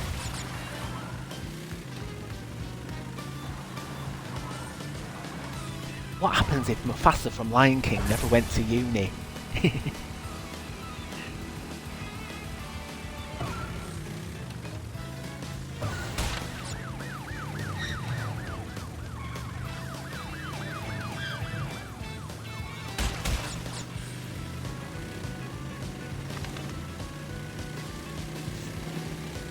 Of or like where it's like let's tell Red Riding Hood again, but from the wolf's perspective. No, from the huntsman. Like which way's most boring? Oh, the huntsman's. Oh, yeah, we'll call it the huntsman. Oh shit, that is a film, isn't it? That is a film, isn't it? With Thor in it. Let's tell Red Riding Hood, but let's make it from the woodsman's perspective. How did he get that axe? It is a thing. It is a. I was thinking. I was joking. It could be called The Huntsman, but there is a film called The Huntsman. I don't know if that's about Red Riding Hood though.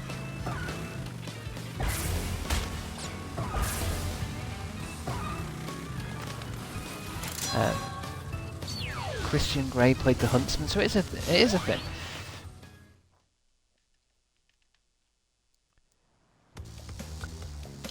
Prequel of the Huntsman's trip to B&Q to get the axe. Starring some of the world's biggest actors. Why?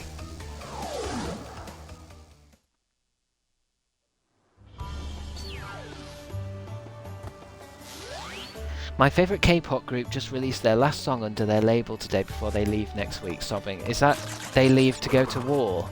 Is it that group? Because they have to do community service or national service, isn't it? Is that the story you're talking about?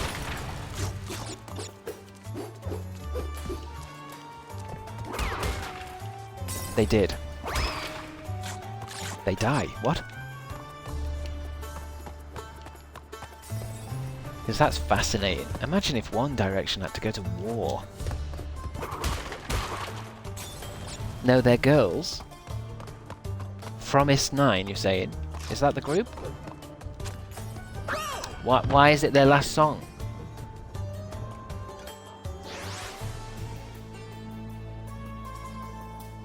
Girls don't go to the army. That's a bit sexist.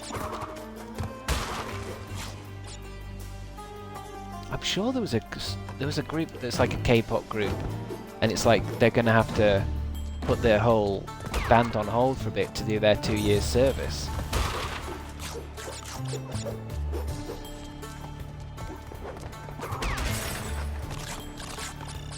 Yeah, all boy groups do. Oh, I see.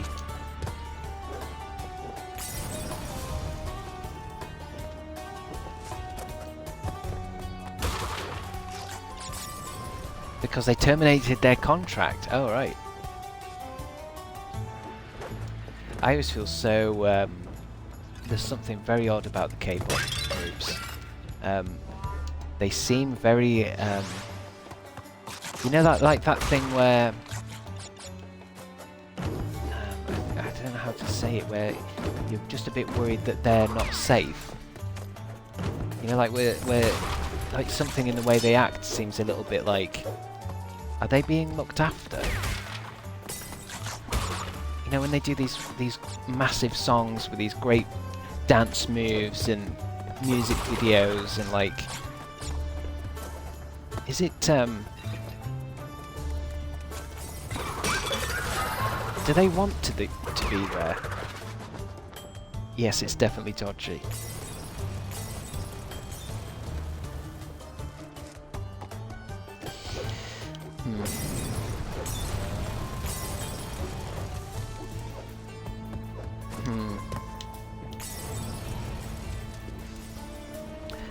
They're basically products. It's insane.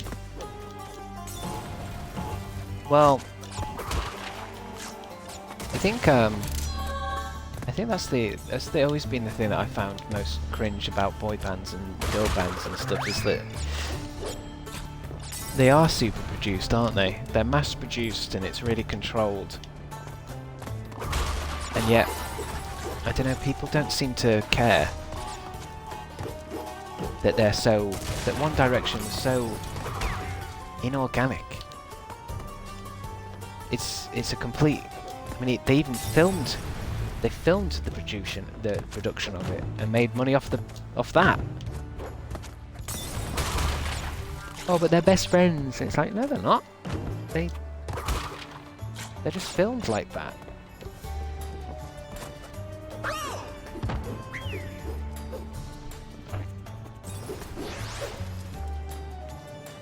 Not into boy groups, to be fair. I mean, it's an unnatural thing altogether, isn't it? That a group of lads want to get together and start singing pop songs.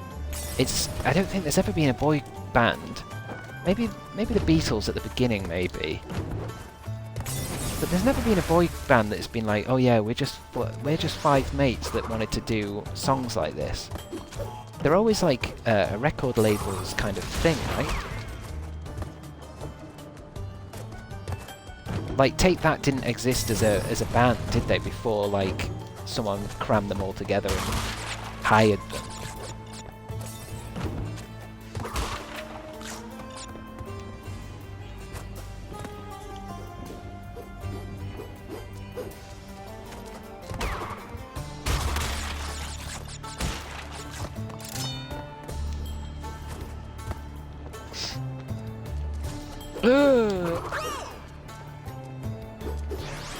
The industry is fucked. Yeah, but I was thinking about this the other day, where it's like, the industry is whatever, but if the industry only exists because people buy it, it's the psychological nature of it, isn't it? Where they've created something that people want. If people didn't want it, they wouldn't exist. It's like a chicken and an egg thing. Who's worse, Simon Cowell or the people who buy it?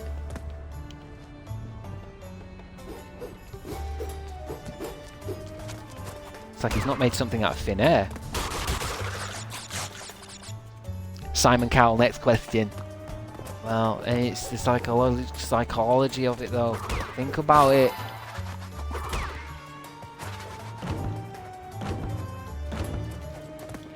He's manipulated something into existence. You know? We really are fucked as a species, to be fair. To be honest.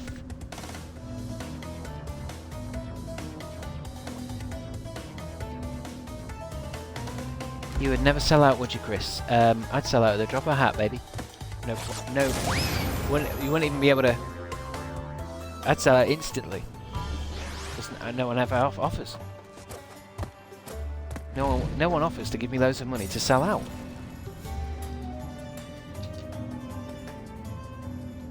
Simon Cowell said his biggest regret is not buying the One Direction name. He didn't buy the One Direction name.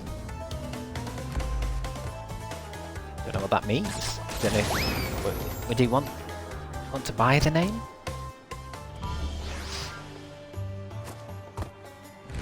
He might not have thought they would get that big.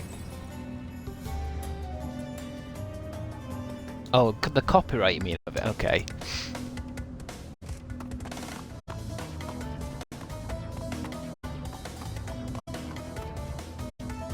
Ding ding ding ding ding ding ding ding. Can't seem to get over these fucking boxes here. Am I supposed to do a slidey jump? Party time. Party time.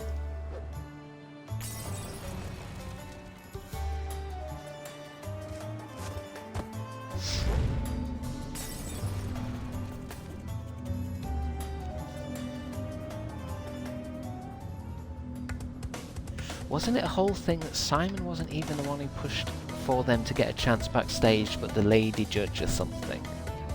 God knows. I'm sure it's all out there, isn't it? The history, the lore of One Direction.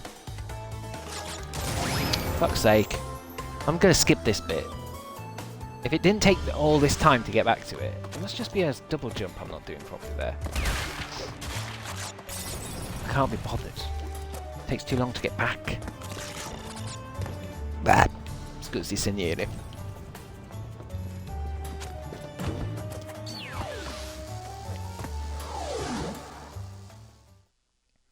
Nicole Scherzinger made them.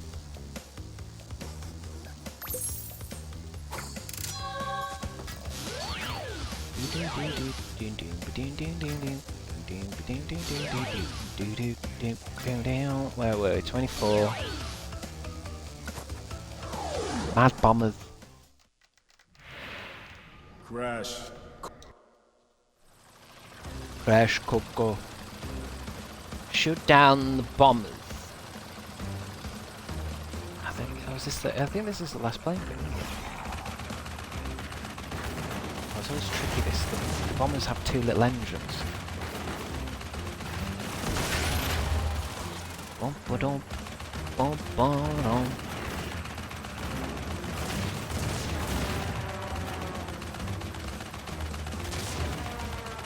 I don't think I liked this level when I was a kid. I think they fixed it in this recent thing. It used to be really tricky to control properly. Or maybe I was just a dumb kid.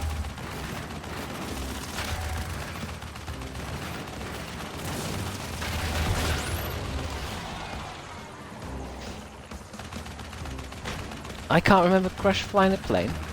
I think it's only in this one. Crash Bandicoot 3. Maybe you had one of the other ones. Maybe you had Crash Bandicoot Mind Over Mutant. I don't think he flew a plane again. I think he had his license revoked.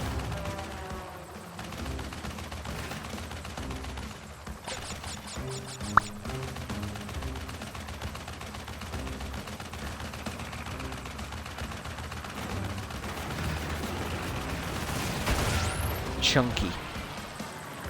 Hated the flying stuff. They've definitely smoothed it out. It used to be a bit like, it's like with that Spyro stuff where they changed how the game works all of a sudden. If you're gonna do a flying game, it's tricky. You're gonna have to make a good flying control scheme and make it fun and just stick to the game. My sister did this for me. Yeah, I mean sometimes you just. I think maybe as I got older, it's not actually that difficult. That's why we always had to get older siblings to do stuff.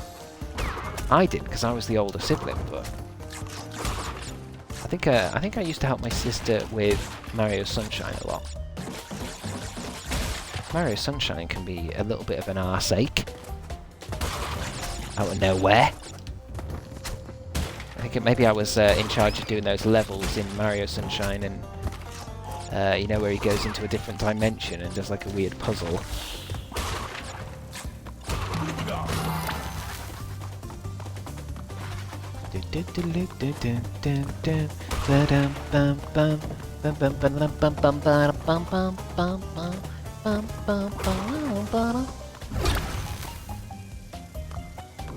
Tally out.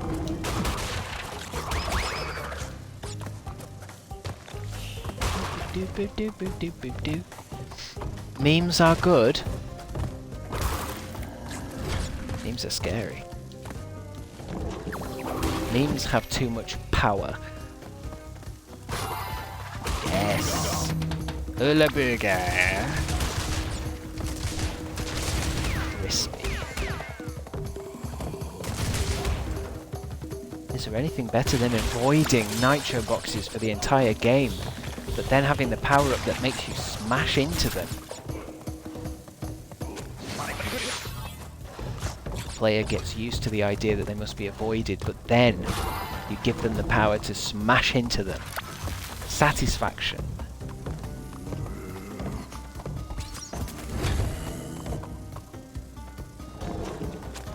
Satisfaction. Forgot a crocodile comes out there. I seem to remember this level being quite a ball ache when I was a kid as well. It doesn't seem to be anymore.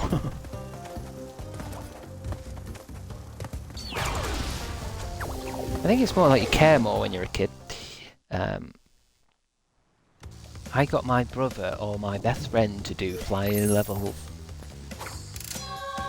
Well, as long as you get it done, that's what's most important. I got through it all by myself as a kid, which is probably why I'm a pro gamer now, God bless. Yeah. I think everyone had different skill levels with video games. I used to think that games don't really require skill. Part of me still thinks they don't. Do you know what I mean? I think it's got more to do with reaction and habit. Do you know what I mean? Like if you're good at a video game, it's just because you're remembering things. It doesn't make you. I don't know. It's like esports and all that kind of stuff with like League of Legends. Is it not just that people are good at the game because they've played it a lot? It's not like what skills do you need for League of Legends? What's the skill set? I mean, I know you guys are going to argue me, so tell me. What am I missing when it comes to games? Especially the big online-y ones, the big esports ones.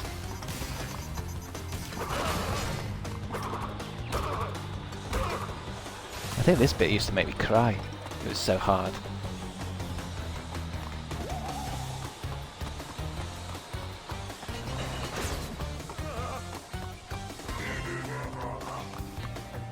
Boom, boom, boom, boom, boom.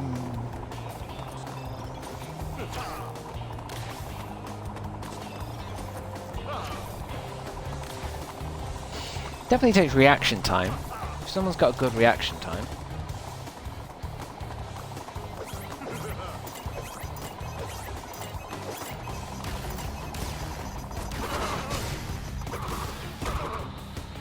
Come on, man. Oh no. Get down the fucking hole. Very satisfying smashing him about as well. Blip, blip, blip, blip. Bullabooga.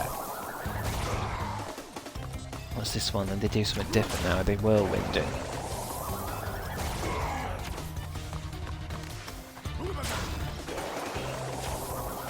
Boom, boom, boom, boom. Doom, doom, doom, doom, doom. Last one, come on. Oh shit. Boom. Is that it? Finished? Finished? Finish? That's the lot. I think. Yeah, there's nothing else to do, is there? You just take this and you're done. I knew I'd be able to finish it in one go. I mean, I'm not that educated on that area, really. What on gaming Maybe I things. should retire to a nice big beach. Do chat have memes? We've got some memes. And a woman with There's nice memes here, isn't there? Got a piece of piss. bags of ice for my head. It's not over, Bandicoot. There are still the gems. We still have a chance to triumph. Oh, esports and stuff. Esports and stuff. Yeah, I don't know. I think it's just like that. That world. I don't really get it. I think because sometimes I keep seeing League of Legends. Some Twitch streamers will play it, and I still, even when I'm looking at it, I don't know what's going on massively.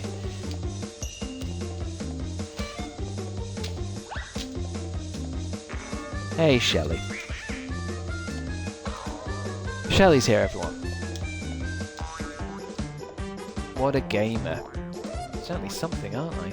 I'm certainly some kind of thing. did start from the beginning, Scarlet. I think it doesn't take that long, a Crash Bandicoot game. If you know what you're doing, it doesn't take long at all.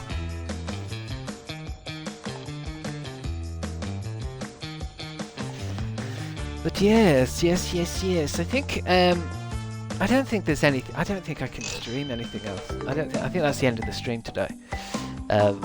Nice quick one for New Year's, what is it tomorrow? New Year's Eve? I might be on tomorrow then, because there's nothing special goes on New Year's Eve. I don't think I have to go anywhere or do anything tomorrow. Christmas is the big one. Send us over to Pijo. I bloody will. I have to bring him up though. And I'm going to try and finish that fucking Indiana Jones game. I'm going to try and 100% it. Oh, excuse me. So rude.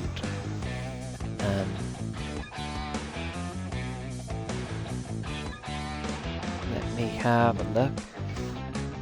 Happy Christmas Eve from Australia, says Ghost Kid 77. All the way from over there. It's your summer, isn't it, over there? That's what I've got a relative coming. Wait, is that a pig?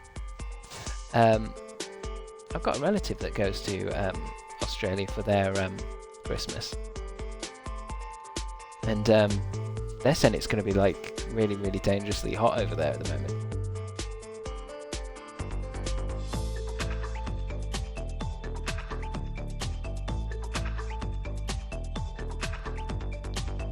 Yeah, Christmas Day is apparently going to be boiling.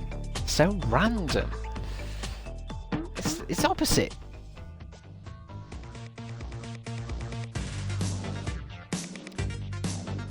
But yes, yeah, I mean, I'll be on tomorrow, because tomorrow's just a regular day. I know it's Christmas Eve, but... so yes, I shall see you all tomorrow if you're around. Have fun, have a good time. And go have a look at PJ, see what he's up to. I'm sure he's doing something fun. Let's go. Let's go. It's me, Mario.